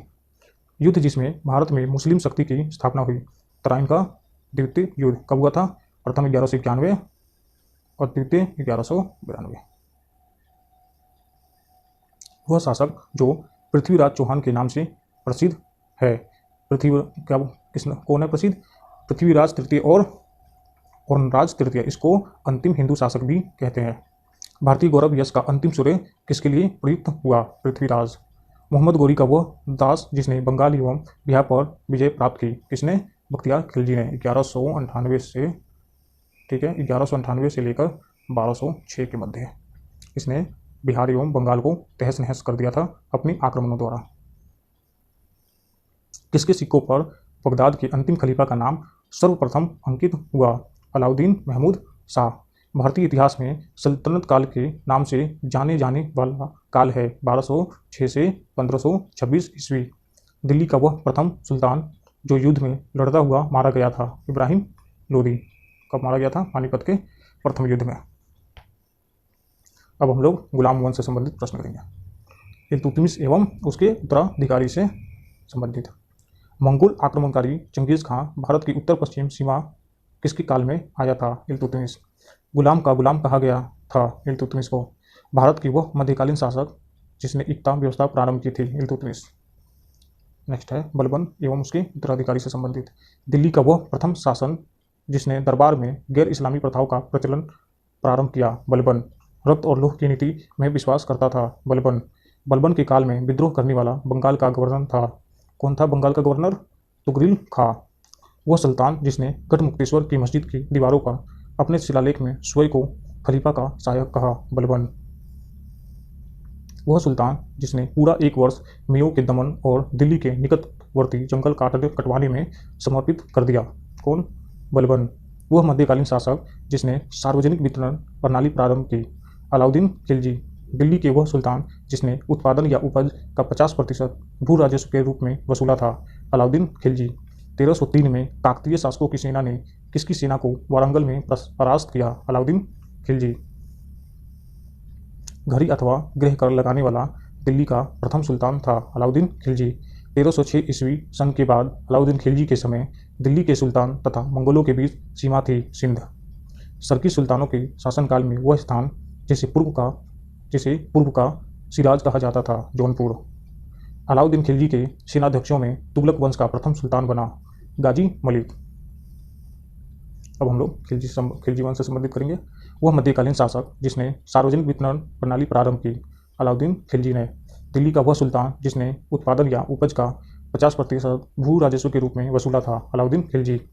1303 में काकतीय शासकों की सेना ने वारंगल में परास्त किया अलाउद्दीन खिलजी की सेना को। 1306 ईस्वी सन के बाद अलाउद्दीन खिलजी के समय दिल्ली के सुल्तान तथा मंगोलों के बीच सीमा थी, सिंधु। ये प्रश्न ऊपर भी दिए हुए थे जो अभी हमने करा था ये दोबारा शायद गलती से लिख गए हैं। सरकी सुल्तानों के शासनकाल में पूर्व का सिराज कहा जाता था जौनपुर को। अलाउद्दीन खिलजी के सेनाध्यक्षों में तुगलक वंश का प्रथम सुल्तान था गाजी मलिक। घड़ी अथवा गृह कर लगाने वाला दिल्ली का प्रथम सुल्तान था अलाउद्दीन खिलजी। अब हम लोग तुगलक वंश से संबंधित करेंगे। जिस व्यक्ति ने कहा था हुनूज दिल्ली दुरुस्त अभी दिल्ली दूर है, वह थे निजामुद्दीन औलिया। मोहम्मद बिन तुगलक अपनी राजधानी दिल्ली से ले गया दौलताबाद। मूर देश का यात्री इब्न बतूता किसके शासनकाल में भारत आया? मोहम्मद बिन तुगलक। इतिहासकार बदायूं ने किसकी मृत्यु पर कहा था कि सुल्तान को अपनी प्रजा से और प्रजा को सुल्तान से मुक्ति मिल गई? मोहम्मद बिन तुगलक।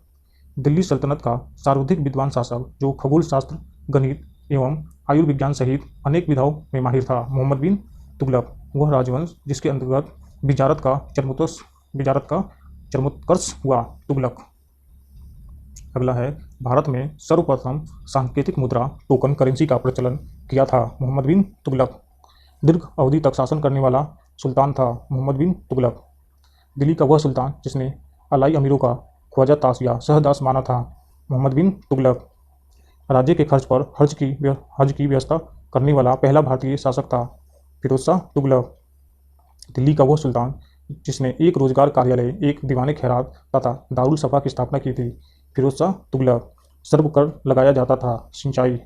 दिल्ली का वह सुल्तान जिसने एक अनुवाद विभाग की स्थापना की जिससे दोनों संप्रदायों के लोगों में एक दूसरे के विचारों की समझ बेहतर हो सके?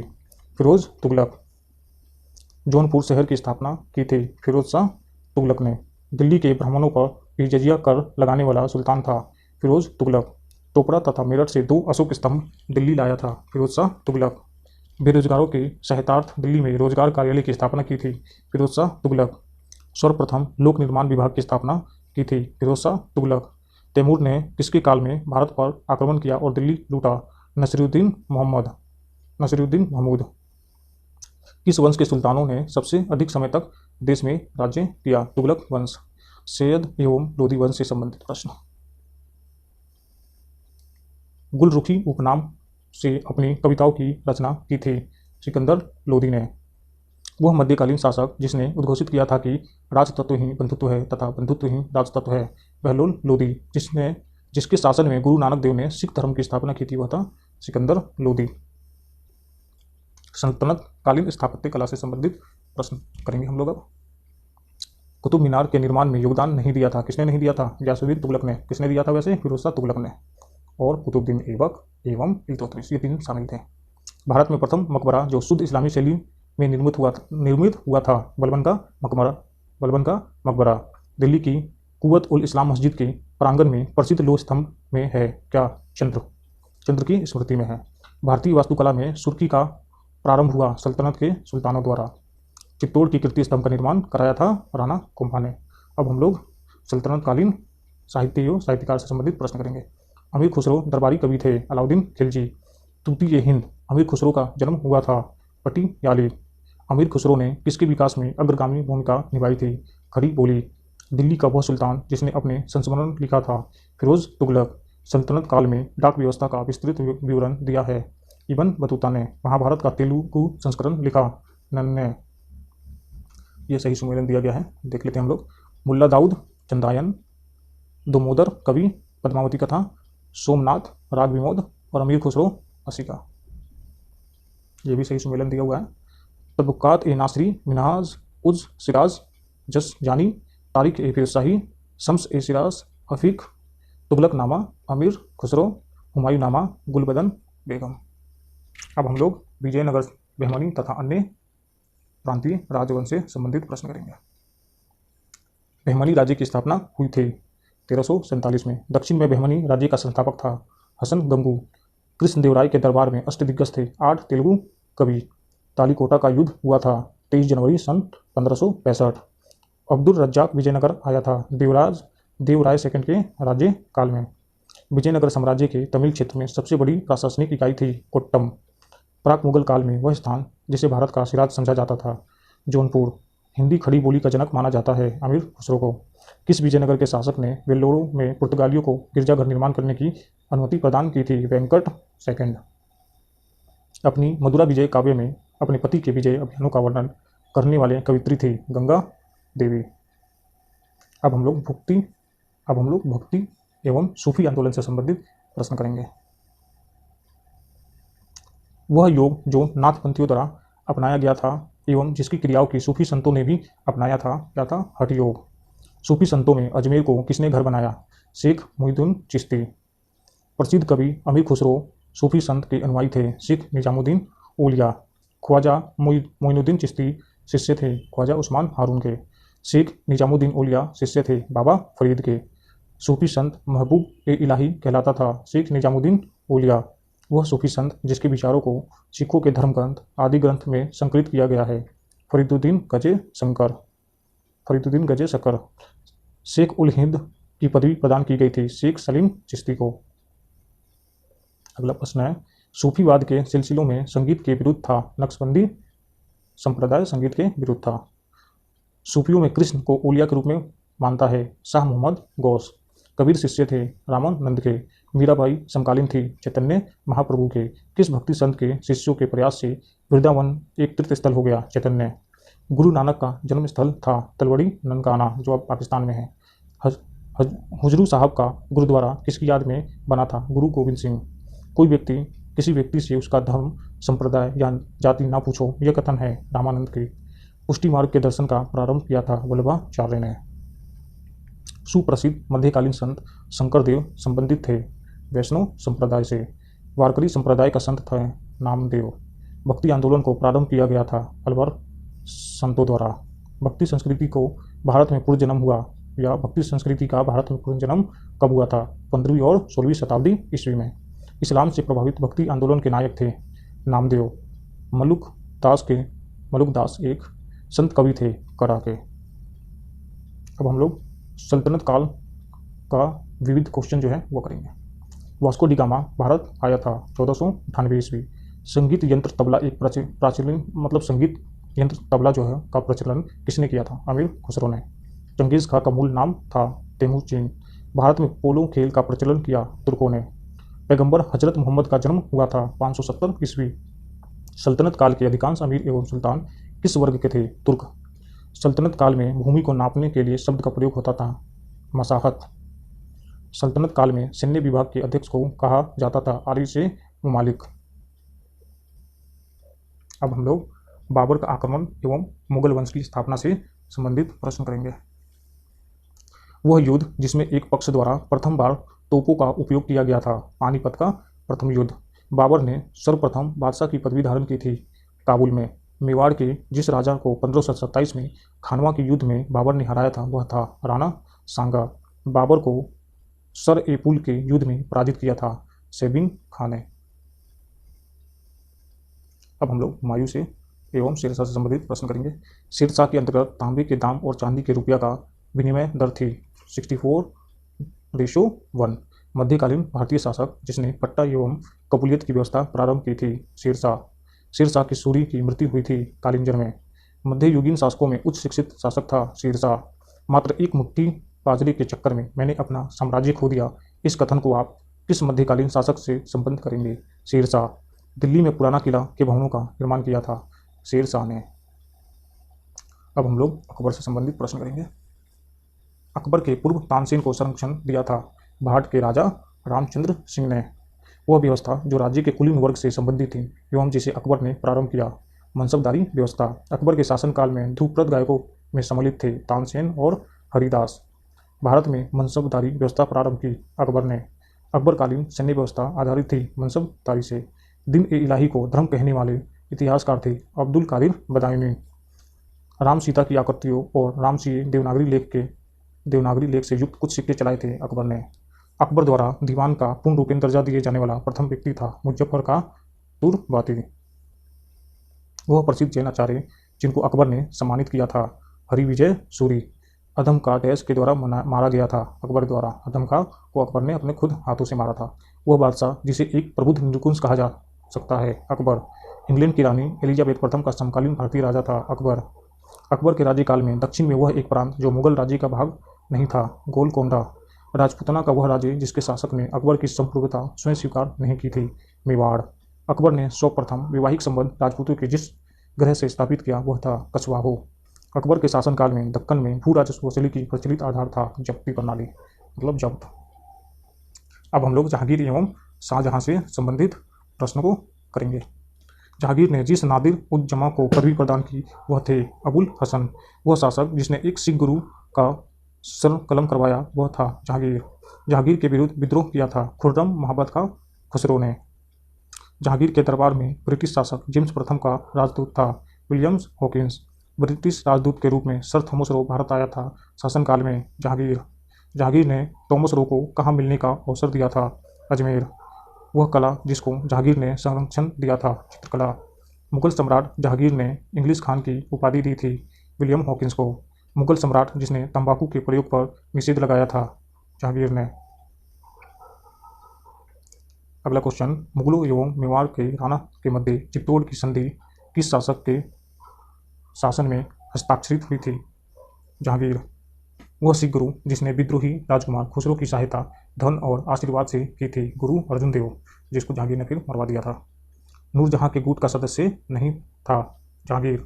एक डच पर्यटक जिसने जहांगीर के शासनकाल का मूल्यवान विवरण दिया था वह था फ्रांसिस्को पेलसर्ट। वह विदेशी यात्री जिसने जहांगीर के शासनकाल में भारत की यात्रा की थी फ्रांसिस्को पेलसर्ट। मुगल सेना में चिकित्सक नियुक्त किया गया था वर्नियर को। बादशाह शाहजहां को सुप्रसिद्ध हीरा कोहिनूर भेंट किया था मीर जुमला। किसे शाहजहां ने शाह बुलंद इकबाल की पदवी दी थी दारा सिकों को। बनारस एवं इलाहाबाद के तीर्थ यात्रा करके समाप्ति के लिए किसने मुगल बादशाह के सामने बनारस के पंडितों का नेतृत्व किया था कविंद्र आचार्य ने। वह सम्राट जिसने अपनी राजधानी आगरा से दिल्ली स्थानांतरित की थी शाहजहां ने। अब हम लोग अकबर से संबंधित क्वेश्चन कर लिया, हुमायूं से संबंधित क्वेश्चन कर लिया, जहांगीर से संबंधित क्वेश्चन कर लिया। अब हम लोग औरंगजेब से संबंधित प्रश्न को करेंगे। जिंदा पीर के नाम से जाना जाता था औरंगजेब। दारा सिकों को जिस स्थान पर दफनाया गया था वो है दिल्ली। मुगल सेना में सबसे अधिक राजपूत एवं मराठा सेनापति को रखा था औरंगजेब ने। शाहजहां के शासनकाल में अधिकांश समय तक दक्कन का गवर्नर रहा औरंगजेब।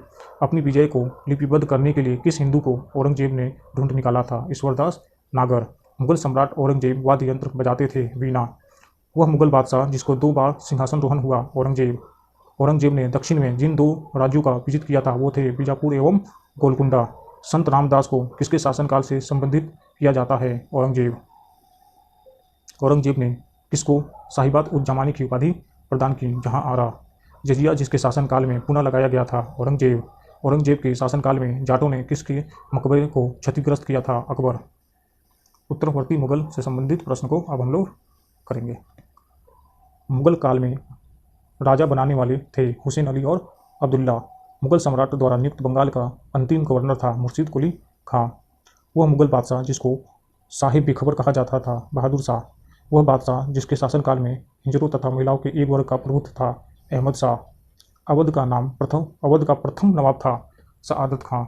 औरंगजेब की 1707 ईस्वी में मृत्यु होने के बाद सत्ता संभाली थी बहादुर शाह प्रथम ने। अब हम लोग मुगलकालीन स्थापत्य एवं कला से संबंधित प्रश्न को करेंगे। दिल्ली में पुराना किला के सामने खैरुल मंजिल नामक मस्जिद का निर्माण कराया था माहम अनगा ने। बुलंद दरवाजा बनवाया गया था अकबर द्वारा। जहांगीर चित्रकार थे अबुल हसन आका रिजा। मतलब जहांगीरी चित्रकार थे, मतलब जहांगीर के समय में ये लोग चित्रकार थे। जहांगीर के दरबार में पक्षियों का सबसे बड़ा चित्रकार था मंसूर। चित्रकला की मुगल शैली को प्रारंभ किया था हुमायूं ने। वह मुगल शासक जिसने लाला कलवांत से हिंदू संगीत की शिक्षा ली थी अकबर ने। पहाड़ी school, Rajput school, Mughal school और कांगड़ा स्कूल किस कला की विभिन्न शैलियों को प्रदर्शित करते हैं चित्रकला। शेरशाह का मकबरा स्थित है सासाराम। दिल्ली के लाल किले में मोती मस्जिद का निर्माण किया था औरंगजेब। प्रसिद्ध तानसेन का मकबरा स्थित है ग्वालियर में। किसने अपने बादशाह पति के लिए मकबरे का निर्माण किया था हाजी बेगम ने। दिल्ली का वह शिक्षा केंद्र जो मदरसा ए बेगम कहलाता था किसके द्वारा स्थापित किया गया था माहम अनगा द्वारा। वह मकबरा जो द्वितीय ताजमहल कहलाता है रबिया उद दौरानी का मकबरा। अयोध्या स्थित बाबरी मस्जिद का निर्माण किया था मीर बांकी ने। वह मुगल शासक जिसका मकबरा भारत में नहीं है बाबर। सवाई राजा जय सिंह द्वारा प्रथम वेधशाला जंतर मंतर स्थापित की गई थी जयपुर में। दिल्ली के पुराना किला के वर्तमान स्वरूप का निर्माण करवाया था शेरशाह सूरी ने। वह चित्रकार जिसे जहांगीर ने नादिर उज जमा की पदवी दी थी अबुल हसन को। फतेहपुर सीकरी में बादशाह अकबर ने निर्मित कराया था पंचमहल। अब हम लोग मुगलकालीन साहित्य एवं साहित्यकार से संबंधित प्रश्न को करेंगे। महाभारत के फारसी अनुवाद के शीर्षक है रज्जम नामा। वह मुगल बादशाह जिसने अपनी आत्मकथा फारसी में लिखी। जहांगीर। रामायण का फारसी भाषा में अनुवाद किया था अब्दुल कादिर बदायूनी ने। मुगल शहजादियों में से किसने हुमायूंनामा लिखा था? गुलबदन बेगम। मुगल काल में जिस मदरसे ने मुस्लिम न्यायशास्त्र की पढ़ाई में विशिष्टता हासिल की थी वह स्थित है लखनऊ। रामचंद्रिका एवं रसप्रिया की रचना की थी केशव ने। अनवार ए सुहेली नामक ग्रंथ किसका अनुवाद है? पंचतंत्र का। शाहजहां के शासन काल का राजकवि था कलीम। हितोपदेश का फारसी में अनुवाद किया था ताजुल माली ने। हिंदू धर्म ग्रंथों का अध्ययन करने वाला प्रथम मुस्लिम था दारा शिकोह जो शाहजहां का बड़े पुत्र थे। ये सुमेलन है जो सही सुमेल है। हसन निजामी नुस्ख ए दिलखुशा से संबंधित है। ख्वांदमीर हुमायूंनामा से। मोहम्मद काजिम आलमगीर नागा से, ठीक है, आलमगीर नामा से। भीमसेन है ताजुल नासिर से। शिवाजी एवं मराठा से संबंधित प्रश्न को करेंगे हम लोग। आगरा को जिसने राजधानी बनाया वह शासक था सिकंदर लोदी। सुरक्षा के लिए मराठों के राजस्व के दावों को जाना जाता था चौथ के नाम से। शिवाजी के साम्राज्य की राजधानी अवस्थित थी रायगढ़। मराठा देवियों में जिसने 1700 ईस्वी से आगे मुगल साम्राज्य के विरुद्ध संघर्ष का नेतृत्व किया वह थी ताराबाई। शिवाजी का वह उत्तराधिकारी जिसे औरंगजेब ने ईमानदार की उपाधि दी थी ताराबाई। किसके समय में मराठा राजा नाचीज हो गया और पेशवा वास्तविक? बालाजी बाजीराव। शिवाजी ने मुगलों को किस युद्ध में हराया था? सलाहर के युद्ध में। शिवाजी के समय सरनोबत का पद संबंध था सैन्य प्रशासन से। अब हम लोग मुगल काल के विविध प्रश्नों को करेंगे। बाबरनामा के अंग्रेजी में अनुवाद किया था लेडेन और रस्किन ने। मध्यकालीन भारत के ऐतिहासिक स्रोतों में चकला शब्द का प्रयोग हुआ है। यह था सूबा और परगना के बीच की क्षेत्रीय इकाई था लेकिन सरकार के समानार्थी नहीं था। महाराजा जय सिंह सेकंड ने वेधशाला बनवाई थी कहाँ पर? दिल्ली में, जयपुर में, उज्जैन में और वाराणसी में। जौनपुर राज्य का अंतिम शासक था हुसैन शाह। मुगल प्रशासनिक शब्दावली में माल प्रतिनिधित्व करता है भू राजस्व को। बंदा बहादुर का मूल नाम था लक्ष्मण देव। बेगम समरू ने एक अति प्रसिद्ध चर्च का निर्माण करवाया सरधाना में। मुगल काल में दरबारी भाषा थी फारसी। रूहेला सरदार अहमद शाह अब्दाली का विश्वास पात्र था कौन? नजीब खान। गजीउद्दीन हैदर के काल में लिखी गई पुस्तक होप्त कुलजुम है प्रशासनिक सुधारों की पुस्तक। शुजाउद्दौला का मकबरा स्थित है लखनऊ में। दक्षिण भारत के पोलीगर थे क्षेत्रीय प्रशासकीय और सैन्य नियंत्रक। होयसलों की प्राचीन राजधानी द्वार समुद्र का वर्तमान नाम है हेलवीड। पंजाब में अमृतसर नगर को स्थापित किया था गुरु रामदास ने। दस्तार बंदान कहलाते थे उल्लेमा। मुगल शासन में तांबे का सिक्का कहलाता था दाम। मुगलों ने नवरोज़ का त्यौहार लिया था किससे? पारसियों से। जवाबी थी राज्य कानून। मुगल कालीन भारत में राज्य की आय का प्रमुख स्रोत था भू राजस्व। मुगल काल में मुल्लिम था एक जहाज।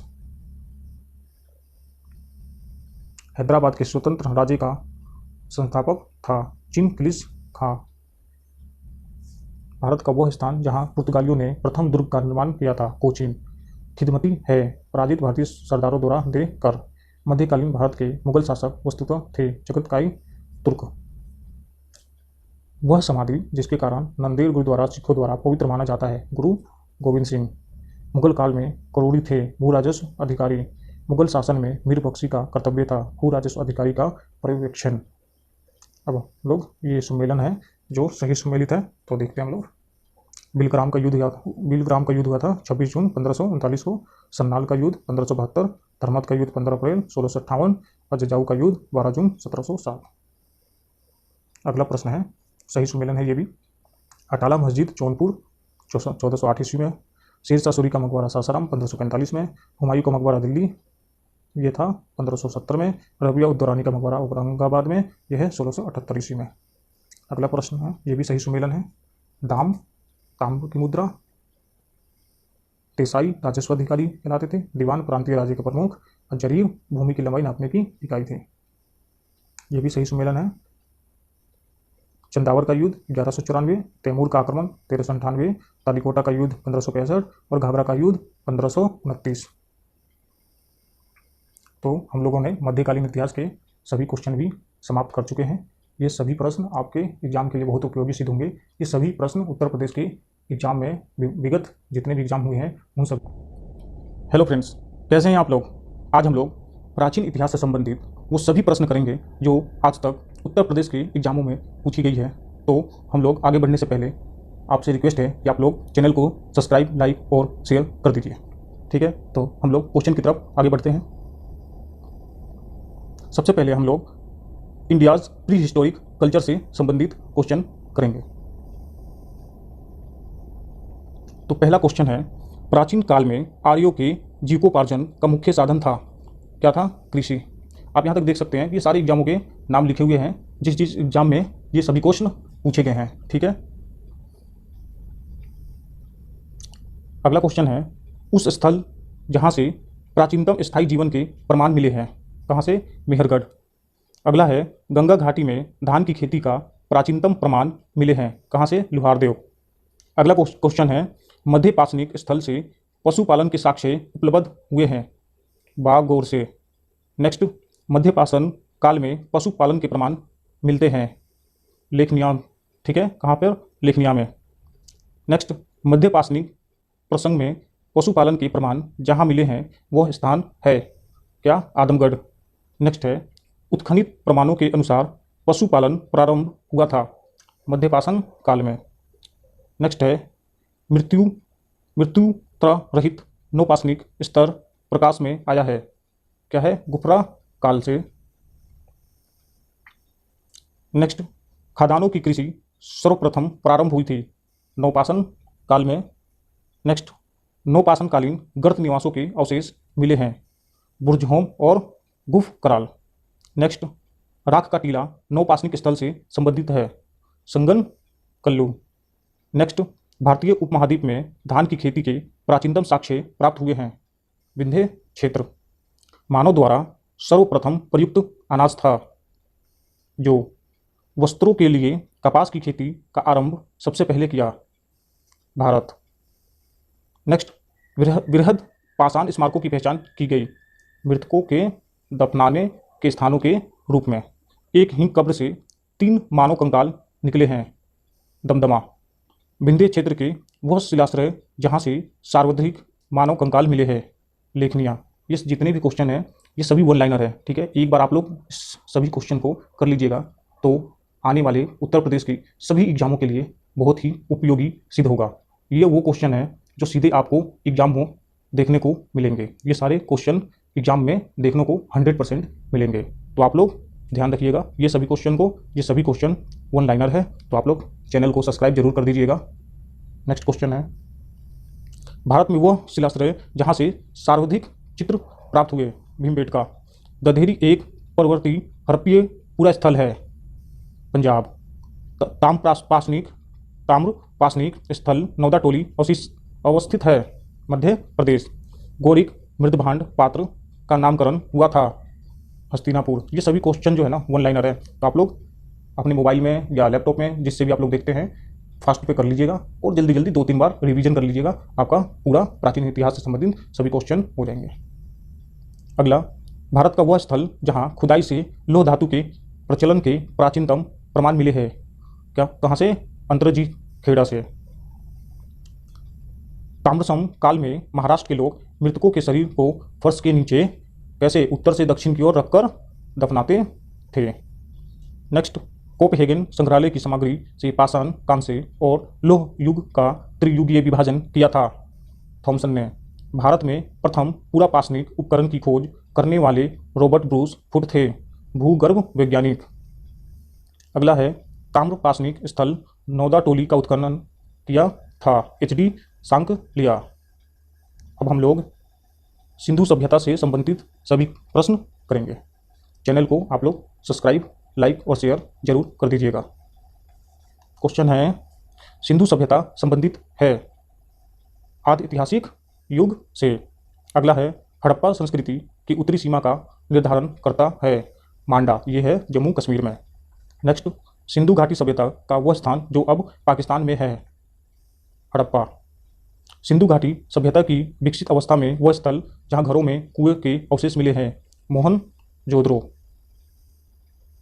अगला, सिंधु सभ्यता के महान स्नानघर प्राप्त हुए हैं, मोहनजोदड़ो से। आप लोग यहाँ देख सकते हैं सभी एग्जामों में जो एग्जामों में ये प्रश्न पूछे गए हैं उसका नाम यहाँ पर लिखा हुआ है।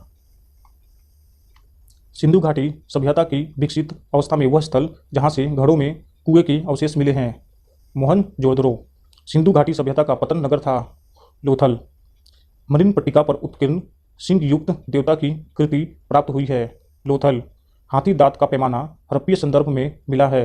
लोथल हड़प्पा का उत्खनन करने वाला प्रथम पुरातत्वविद जो इसकी महत्व को समझ पाया था। सर जॉन मार्शल सिंधु सभ्यता शब्द का प्रयोग सर्वप्रथम किया था। सर जॉन मार्शल ने सिंधु घाटी सभ्यता पर प्रकाश डालता है।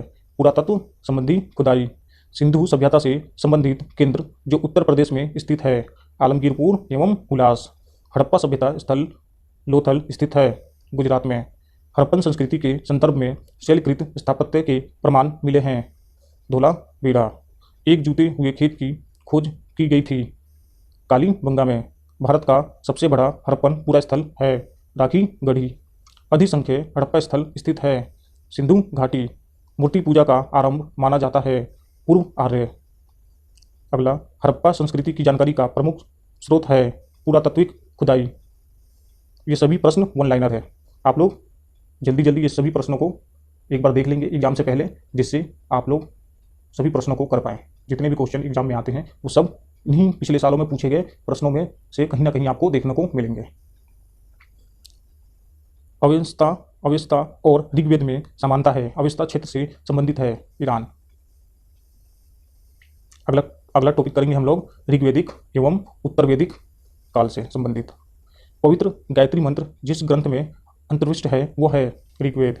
गायत्री मंत्र के नाम से प्रसिद्ध मंत्र सर्वप्रथम किस ग्रंथ में मिलता है? ऋग्वेद। ऋग्वेद की मूल लिपि थी ब्राह्मी। ऋग्वेद पर आधारित संकलन है सामवेद। ऋग्वेदिक धर्म था बहुदेववादी।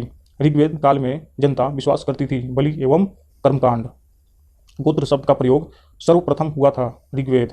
ऋग्वेद में सर्वाधिक संख्या में मंत्र संबंधित है इंद्र।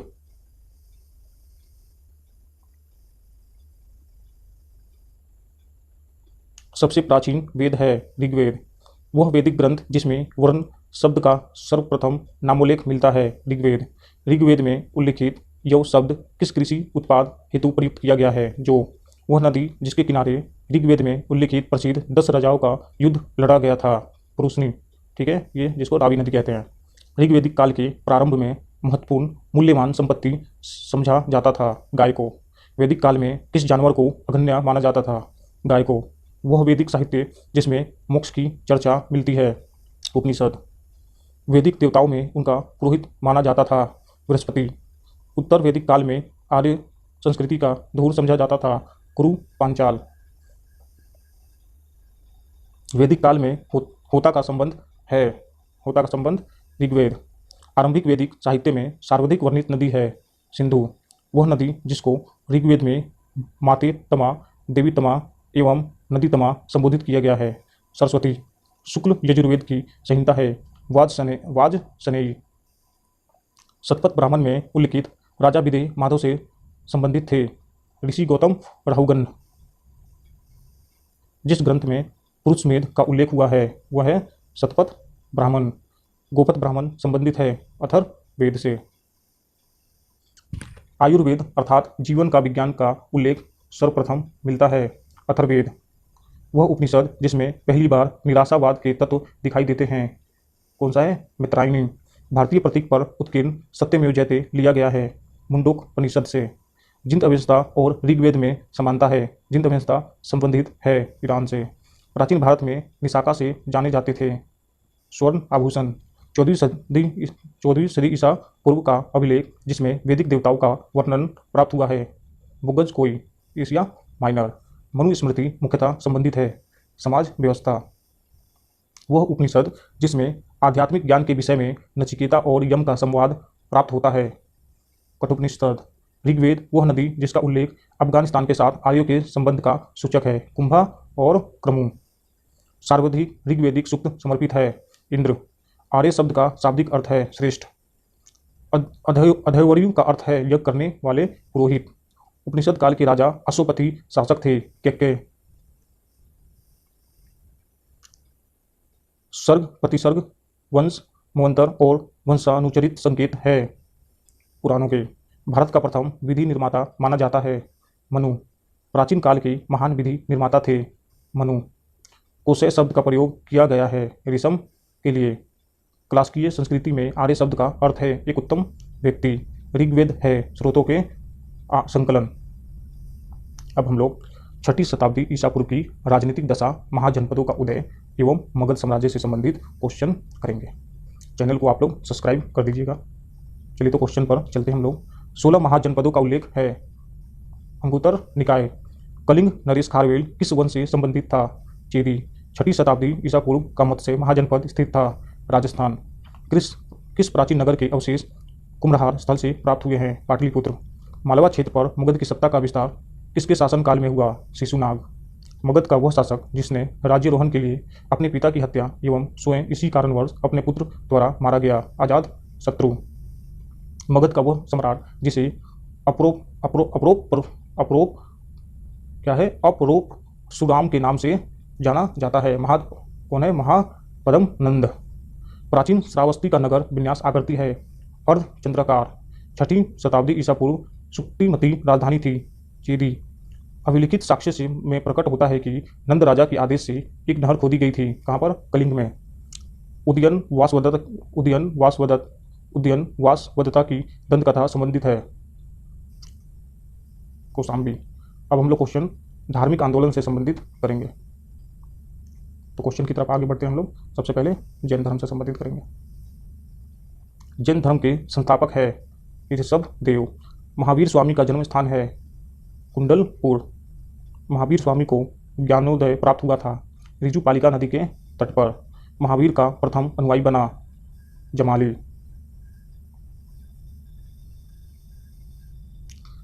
त्रिरत्न सिद्धांत, सम्यक धारणा, सम्यक चरित्र, सम्यक ज्ञान जिस धर्म का महिमा है वह है जैन धर्म।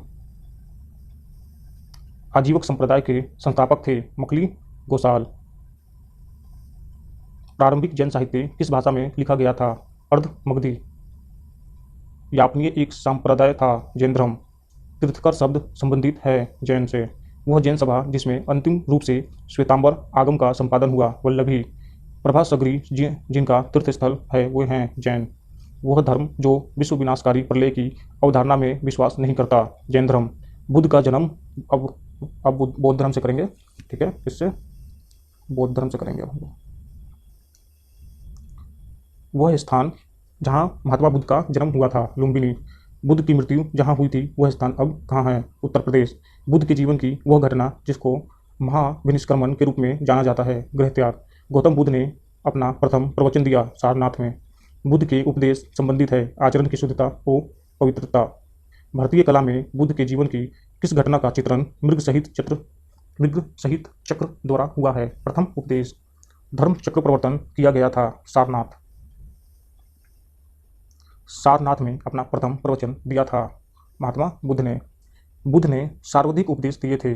श्रावस्ती बौद्ध संघ में भिक्षुणी के रूप में स्त्रियों के प्रवेश की अनुमति बुद्ध द्वारा दी गई थी वैशाली में। बुद्ध के जीवन में ही संघ का प्रमुख होना चाहता था देवदत्त। बुद्ध का रूपांतरित में अंतिम व्यक्ति है सुबध। त्रिपिटक है बुद्ध के उपदेशों का संग्रह। प्रथम बौद्ध समिति का आयोजन हुआ अजातशत्रु के शासन काल में। संसार अस्थिर और क्षणिक है यह कथन है बौद्ध धर्म का। वह बौद्ध ग्रंथ जिसमें संघ जीवन के नियम प्राप्त होते हैं विनय पिटक। विदेशी राजा जिसने समुद्रगुप्त से अनुरोध किया था कि भारत में बौद्ध विहार बनाने की अनुमति दी जाए वह था मेघवर्मन। बोध गया में महात्मा बुद्ध ने 2 बंजारों को उपदेश देकर अपना उपासक बना लिया था। वे 2 बंजारे थे मलिक और तपस्सु। सप्तकर्णी गुफा स्थित है राजगृह बिहार। विशुद्धिमग्ग नामक पुस्तक किस संप्रदाय से संबंधित है? हिमयान। शून्यता के सिद्धांत का सर्वप्रथम प्रतिपादन करने वाले बौद्ध दार्शनिक का नाम है नागार्जुन। उत्तर प्रदेश में बौद्ध एवं जैनियों की प्रसिद्ध तीर्थस्थली है कौशाम्बी। बौद्ध तथा जैन धर्म दोनों ही धर्म विश्वास करते हैं कर्म तथा पूर्ण जन्म के सिद्धांत सही है। अगला क्वेश्चन बुद्ध प्रतिमा। ठीक है, अफगानिस्तान का बामियान प्रसिद्ध था किसके लिए? बुद्ध प्रतिमा के लिए। देश में मूर्ति पूजा की नींव रखी थी बौद्ध धर्म। वह काल जिसमें बुद्ध की खड़ी प्रतिमा बनाई गई कुषाण काल। भूमि स्पर्श मुद्रा की सारनाथ बुद्ध प्रतिमा संबंधित है गुप्त काल। विक्रमशिला विहार का संस्थापक है धर्मपाल। अगला क्वेश्चन, कहाँ के स्तूप के उत्खनन में शरीपुत्र के अवशेष प्राप्त हुए थे? सांची। वह बौद्ध पवित्र स्थल जो निरंजना नदी पर स्थित है, बोध गया। एशिया की ज्योतिपुंज के तौर पर जाना जाता है। गौतम बुद्ध। गौतम बुद्ध के समय का प्रसिद्ध वेद जीवक किसके दरबार से संबंधित था? बिंबिसार। बुद्ध कौशाम्बी किसके राज्यकाल में आए थे? उदयन। तिब्बत में बौद्ध धर्म के सुधार में महती भूमिका निभाने वाले उपाध्याय अतीश किस बिहार के प्रसिद्ध विद्वान थे? विक्रमशिला। अर्धनारीश्वर मूर्ति में आधा शिव का तथा आधा पार्वती प्रतीक है, देव और उसकी शक्ति का योग। अब हम लोग भागवत धर्म से संबंधित क्वेश्चन करेंगे। वह देवता जिसको कला में हल के लिए प्रतिष्ठित किया गया है? बलराम। रामायण के वह कांड जिसमें राम और हनुमान की पहली भेंट का वर्णन है, किसमें? किष्किंधा कांड।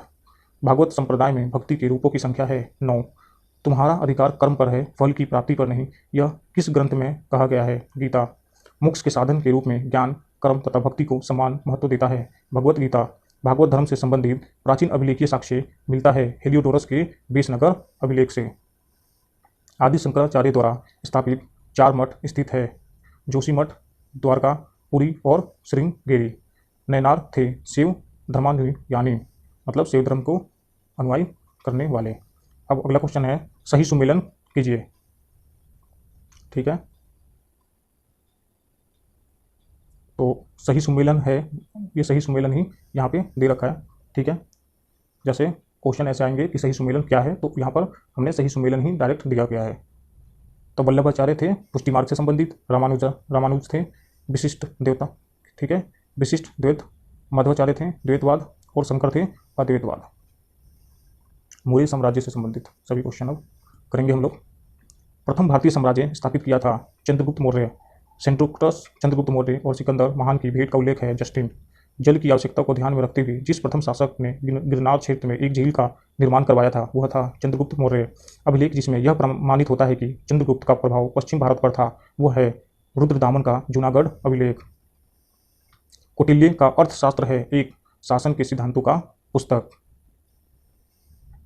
इसकी तुलना मैकियावली के प्रिंस से की जाती है। कौटिल्य का अर्थशास्त्र। राज्य के सप्तांग सिद्धांत के अनुसार राज्य का 7वां अंग था मित्र। चाणक्य अपने बचपन के किस नाम से जाने जाते थे? विष्णुगुप्त।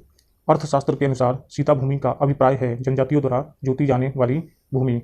वह शासकों जिन्होंने गिरनार क्षेत्र में जल संसाधन व्यवस्था की ओर ध्यान दिया, चंद्रगुप्त मौर्य और अशोक। वह राजा जिसके एक अभिलेख से सूचना मिलती है कि शाक्यमुनि बुद्ध का जन्म लुम्बिनी में हुआ था, अशोक। सारनाथ स्तंभ का निर्माण किया था अशोक ने। अशोक द्वारा स्थापित सबसे सुरक्षित स्तंभ है लोरिया नंदनगढ़। अशोक का वह अभिलेख जो कनक मुनि बुद्ध के अस्तित्व को प्रमाणित करता है, निगाली सागर स्तंभ अभिलेख। गुर्जरा लघु शिलालेख जिसमें अशोक का नामोल्लेख किया गया है, स्थित है मध्य प्रदेश की दतिया जिले में। अशोक के निम्न अभिलेखों में पूर्ण रूपेण धार्मिक सहिष्णुता का प्रति समर्पित अभिलेख है शिलालेख 12। वो ब्राह्मी लिपि को सर्वप्रथम पढ़ा जेम्स प्रिंसेप ने। वह स्थान जहाँ प्राक अशोक ब्राह्मी लिपि का पता चला, अनुराधापुर। पत्थर पर प्राचीनतम शिलालेख किस भाषा में थे? प्राकृत। अपने साम्राज्य के उत्तरी पश्चिम भाग में उत्कीर्ण राजज्ञाओं के लिए अशोक ने लिपियों का प्रयोग किया था, आरमाइक, ग्रीक और खरुष्टी। इलाहाबाद में अशोक स्तंभ किस शासक के बारे में सूचना प्रदान करता है? समुद्रगुप्त। फाहियान भारत आया था 399 AD। कलिंग युद्ध का विवरण हमें ज्ञात होता है 13वें शिलालेख से। मौर्यन मंत्रिपरिषद में राजस्व इकट्ठा करने से संबंधित था समाहर्ता। अशोक का समकालीन तुर में कहाँ का राजा था? मिस्र। मकदूनिया में अशोक का समकालीन राजा था एंटिगोन गोनाटास। टोलेमी फिलाडेल्फस जिसके साथ अशोक के राजनय संबंध थे, कहाँ का शासक था? मिस्र।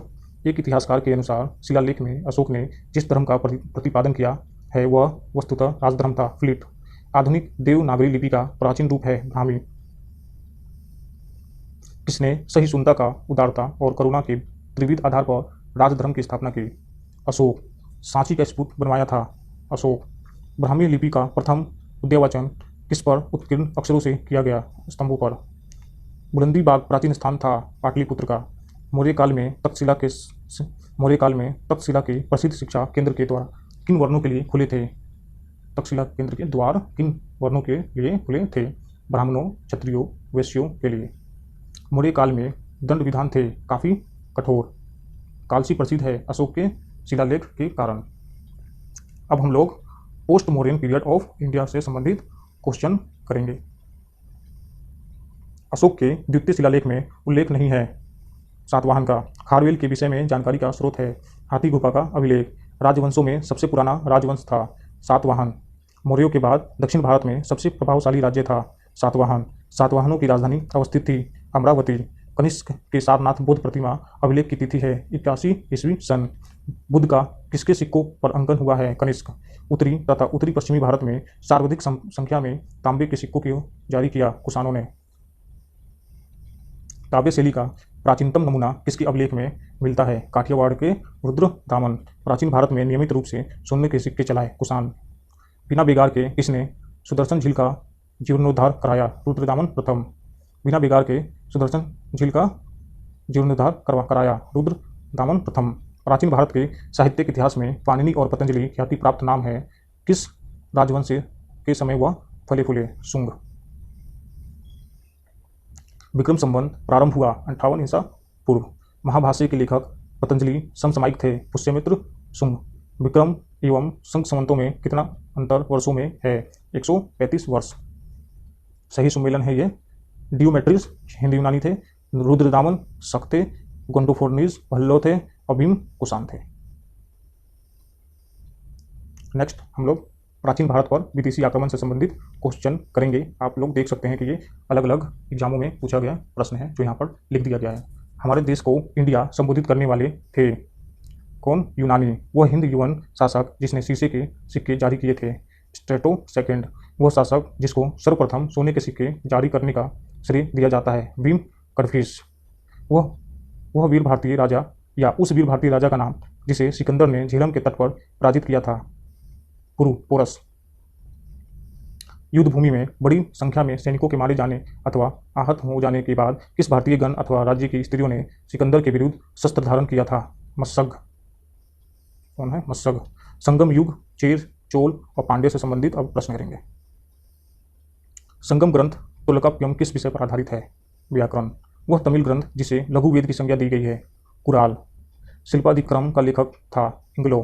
तृतीय संगम हुआ था मदुरई। अब हम लोग दक्षिण भारत का इतिहास चोल चालुक्य और पल्लव से संबंधित प्रश्न करेंगे। नटराज की प्रसिद्ध कांस्य मूर्ति का उत्कृष्ट उदाहरण है चोल कला। वह राजवंश जो अपने शासन काल में ही अपना उत्तराधिकारी घोषित कर देते थे चोल। वह दक्षिण भारतीय राज्य जो अपनी नौसैनिक शक्ति हेतु प्रसिद्ध थे चोल। चोल गंगम नामक वृहद कृत्रिम झील बनवाने का श्रेय दिया जाता है राजेंद्र चोल। चोलों का राज्य किस क्षेत्र में फैला था कोरोमंडल तट दक्कन के कुछ भाग। चोल शासकों के शासनकाल में वाडियम उद्यान प्रशासन का कार्य देखता था टोडा वाडियम। चालुक्य की राजधानी थी वातापी। चोल राजाओं के स्नानघर एवं भोजनालय का प्रबंध देखते थे स्त्रियां तथा पुरुष दोनों। चोल शासक का नाम बताइए जिसने श्रीलंका के उत्तरी भाग पर विजय प्राप्त की राजा राज प्रथम। चोल साम्राज्य का अंततः समाप्त किया था किसने मलिक काफूर ने। वह चोल राजा कौन था जिसने श्रीलंका को पूर्ण स्वतंत्रता दी और सिंगल राजकुमार के साथ अपनी पुत्री का विवाह कर दिया कुलोतुंग फर्स्ट। 72 व्यापारी चीन में किसके कार्यकाल में भेजे गए थे कुलोतुंग फर्स्ट। दक्षिण भारत का प्रसिद्ध तकुल्लम का युद्ध हुआ था चोल एवं राष्ट्रकूटों के मध्य। चोल एवं राष्ट्रकूटों के मध्य। वह चीनी यात्री जिसने चालुक्य के शासनकाल में चीन एवं भारत के संबंधों का विवरण दिया है किसने हेनसुएंग। किस वंश द्वारा प्राय महिलाओं को प्रशासन में उच्च पद प्रदान किए जाते थे चालुक्य। मत विलास प्रहसन के लेखक है महेंद्र वर्मन। तीसरी शताब्दी में वरांगल प्रसिद्ध था लोहे के यंत्रों उपकरणों हेतु। संस्कृत के कवि और नाटककार कालिदास का उल्लेख हुआ है पुलकेशन सेकंड के एहोल अभिलेख में। एक चालुक्य अभिलेख की तिथि अंकन में शक संबंध का वर्ष 556 दिया हुआ है। इसका तुल्य वर्ष है 634। प्रसिद्ध संस्कृत लेखक दंडिन किसकी सभा का जो प्रसिद्ध संस्कृत लेखक दंडिन किसकी सभा को अलंकृत करते थे पल्लव। वह पल्लव राजा जिसकी उपाधि राज सिंह थी क्या नाम था नारसिंह वर्मन सेकंड। ये सही सुमेलन ही हम लोगों ने यहाँ पे उठा के रख रखा है। तो ये धनंजय थे कुस्तलपुर से। नीलराज समकालीन नरेश थे। औमुक्त से। उग्रसेन समकालीन नरेश थे पालक्का से। और विष्णुगोपा थे कांची से। नेक्स्ट सही सुमेलन ही है पल्लव थे कांची पांड्य थे मदुरा से, यादव थे देवगिरी से और काकतीय थे वारंगल से। अब हम लोग गुप्त काल से संबंधित प्रश्न को करेंगे। वह गुप्त शासक जिसने सर्वप्रथम सिक्के जारी किए थे। चंद्रगुप्त प्रथम रजत सिक्के जारी करने वाला प्रथम गुप्त शासक था। चंद्रगुप्त प्रथम भारत का नेपोलियन के नाम से जाना जाता था। समुद्रगुप्त शक विजेता किसे जाना जाता है। चंद्रगुप्त द्वितीय वो गुप्त शासक जिन्होंने हुनों पर विजय प्राप्त की। स्कंदगुप्त गुप्त स्वर्ण मुद्रा को कहा जाता था दिनार। गुप्त अभिलेखों में दिनार जिसका वाचक है वह है कांस्य सिक्का। सती प्रथा का प्रथम अभिलेख साक्ष्य प्राप्त हुआ है एरन। 437-38 ईस्वी के मंदसौर अभिलेख में किस श्रेणी द्वारा एक भव्य सूर्य मंदिर के निर्माण का उल्लेख मिलता है। रेशम बुनकरों द्वारा। सारनाथ की भूमि स्पर्श मुद्रा वाली बुद्ध प्रतिमा कलंकित है गुप्त काल से। प्राचीन भारत में वह वंश जिसके शासनकाल को स्वर्ण युग कहा जाता है गुप्त। वह राजवंश जो हुनों के आक्रमण से अत्यंत विचलित हुआ गुप्त। भाग और बलि थे राजस्व के स्रोत। अधोलिखित में गुप्तकालीन स्वर्ण मुद्रा है दिनार। भारतीय दर्शन का प्रारंभिक शाखा है सांख्य। कर्म का सिद्धांत संबंधित है मीमांसा से। युग दर्शन के प्रतिपादक है पतंजलि। न्याय दर्शन को प्रचारित किया गौतम। भारत में आस्तिक तथा नास्तिक संप्रदायों में विभेदक लक्षण है। वेदों की प्रामाणिकता के आरंभ वेदों की प्रामाणिकता में आस्था। काम रूप में वैष्णव धर्म के लोकप्रिय बनाया शंकर देव। बीजगणितीय के क्षेत्र में अपने योगदान के लिए विशेष रूप से जाने जाते हैं भास्कर। कालिदास द्वारा रचित मालविकी अग्निमित्र नामक नायक था अग्निमित्र। कायस्थ जाति का सर्वप्रथम उल्लेख किया है याज्ञवल्क्य ने। दास मुक्ति के अनुष्ठान का विधान सर्वप्रथम किया था नारद। पुंड्रवर्धन भुक्ति स्थित थी उत्तरी बंगाल। गुप्त काल में उत्तर भारतीय व्यापार संचालित होता था ताम्रलिप्ति बंदरगाह। सती प्रथा का प्रथम अभिलेख संदर्भ प्राप्त हुआ है एरन। कुमारगुप्त प्रथम के मंदसौर अभिलेख में श्रेणी का उल्लेख है रेशम बुनकरों। चांदी के सिक्के जारी करने वाले प्रमुख गुप्त शासक थे चंद्रगुप्त द्वितीय। समुद्रगुप्त के प्रयाग प्रशस्ति वाले स्तंभ पर किसका लेख मिलता है जहांगीर। अब हम लोग पोस्ट गुप्ता पीरियड से संबंधित प्रश्न करेंगे। सम्राट हर्षवर्धन ने जिस स्थान पर राजधानी स्थापित की थी वह था कन्नौज। सम्राट हर्षवर्धन ने 2 महान धार्मिक सम्मेलन का आयोजन किया था कन्नौज तथा प्रयाग। हर्षवर्धन को पराजित किया था पुलिकेशन द्वितीय ने। हर्ष के साम्राज्य का राजधानी था कन्नौज। वह शासक जिसने 4 अश्वमेध यज्ञों का संपादन किया था किसने किया था प्रौरेशन प्रथम ने।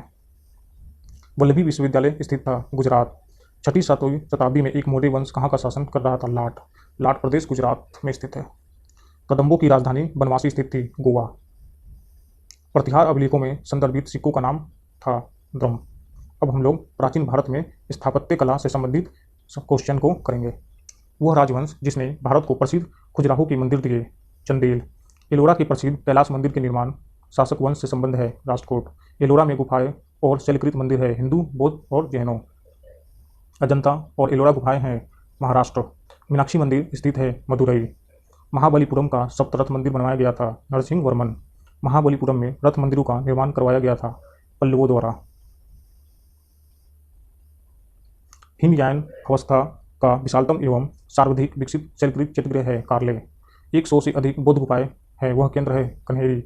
वह शैलकृत गुफा जिसमें 11 सिरों के बोधिसत्वों का अंकन मिलता है कन्हेरी। सोमपुर महाविहार का निर्माण कराया था धर्मपाल। गंधार कला शैली का एक संश्लेषण है भारतीय तथा यूनानी कला।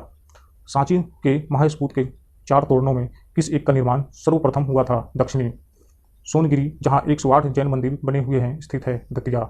दिलवारा जैन मंदिर स्थित है राजस्थान। उड़ीसा में कोणार्क मंदिर का निर्माण कराया था राजा नरसिंह देव प्रथम।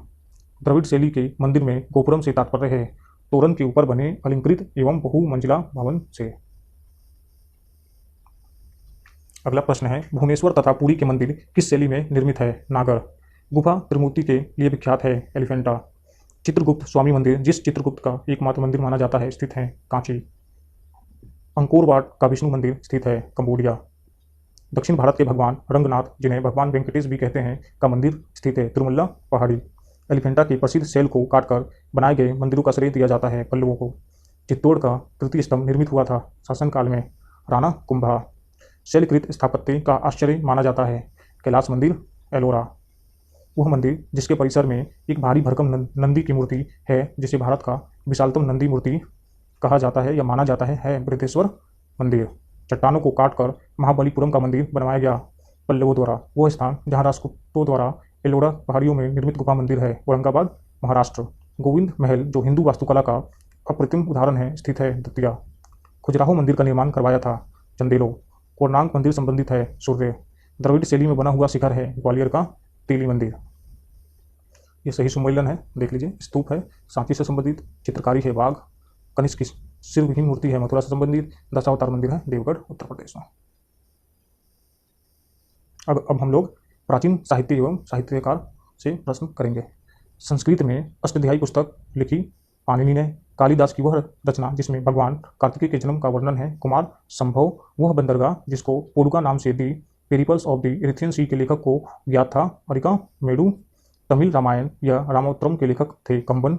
गुप्त काल में आयुर्विज्ञान विषय की रचना की थी सुश्रुत ने। मुद्रा राक्षस के लेखक है विशाखा दत्त। 10 कुमार चरित्रम के रचनाकार थे Dandin. The roots of ancient India के लेखक थे W.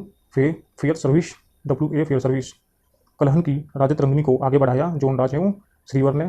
प्राचीन काल के महान विधि निर्माता थे मनु। महाभारत मूलतः किस रूप में जानी जाती थी? जय संहिता। महान जैन विद्वान हेमचंद्र किसकी सभा को अलंकृत करते थे? कुमारपाल। भोजशाला मंदिर की अधिष्ठात्री देवी हैं भगवती सरस्वती। मध्यकालीन भारत के यशस्वी विधिवेता थे विज्ञानेश्वर। मध्यकालीन विद्वानों लेखकों जो जैन धर्म के अनुयायी थे हेमचंद्र सूरी। गीत गोविंद के रचयिता है जयदेव। काल्पनिक वैज्ञानिक उपकरणों पर पुस्तक लिखी है भोज ने। वह भारतीय गणितज्ञ जिसने दशमलव स्थानिक मान की खोज की आर्यभट्ट। गौड़बाहो के रचयिता थे वाक्यपति। विदेशियों को भारतीय समाज में मनु द्वारा दिया गया सामाजिक स्तर था वात्र क्षत्रियों का। प्राचीन भारतीय विचारकों में से किसने विधि व्यवस्था का सर्वाधिक व्यवस्थित रूप से व्याख्या की है? मनु ने। मानसोल्लास शीर्षक ग्रंथ की रचना की थी सोमेश्वर III ने।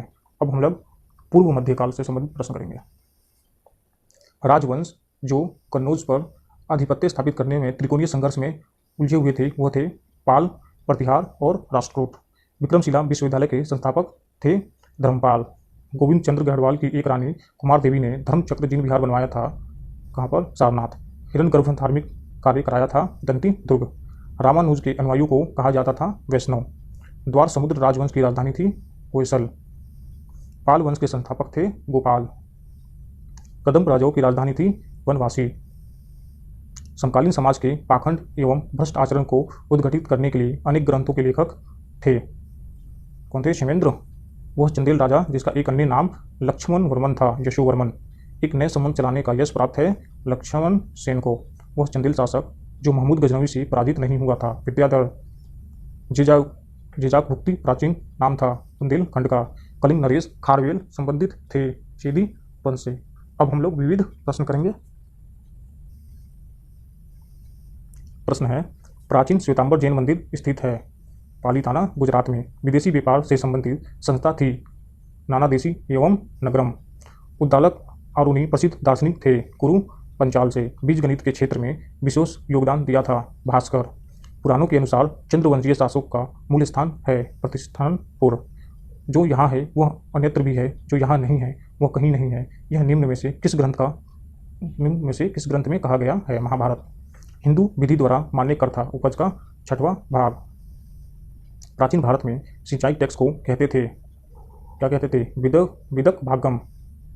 वैदिक ग्रंथों के भाष्यकार सायन को आश्रय प्राप्त था विजयनगर राजाओं।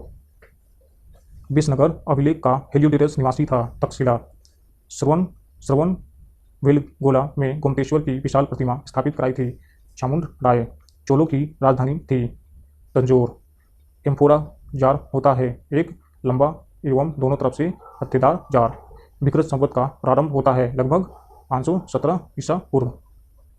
खसरा नामक दस्तावेज के से आज से है राजस्व संबंधित एक दस्तावेज।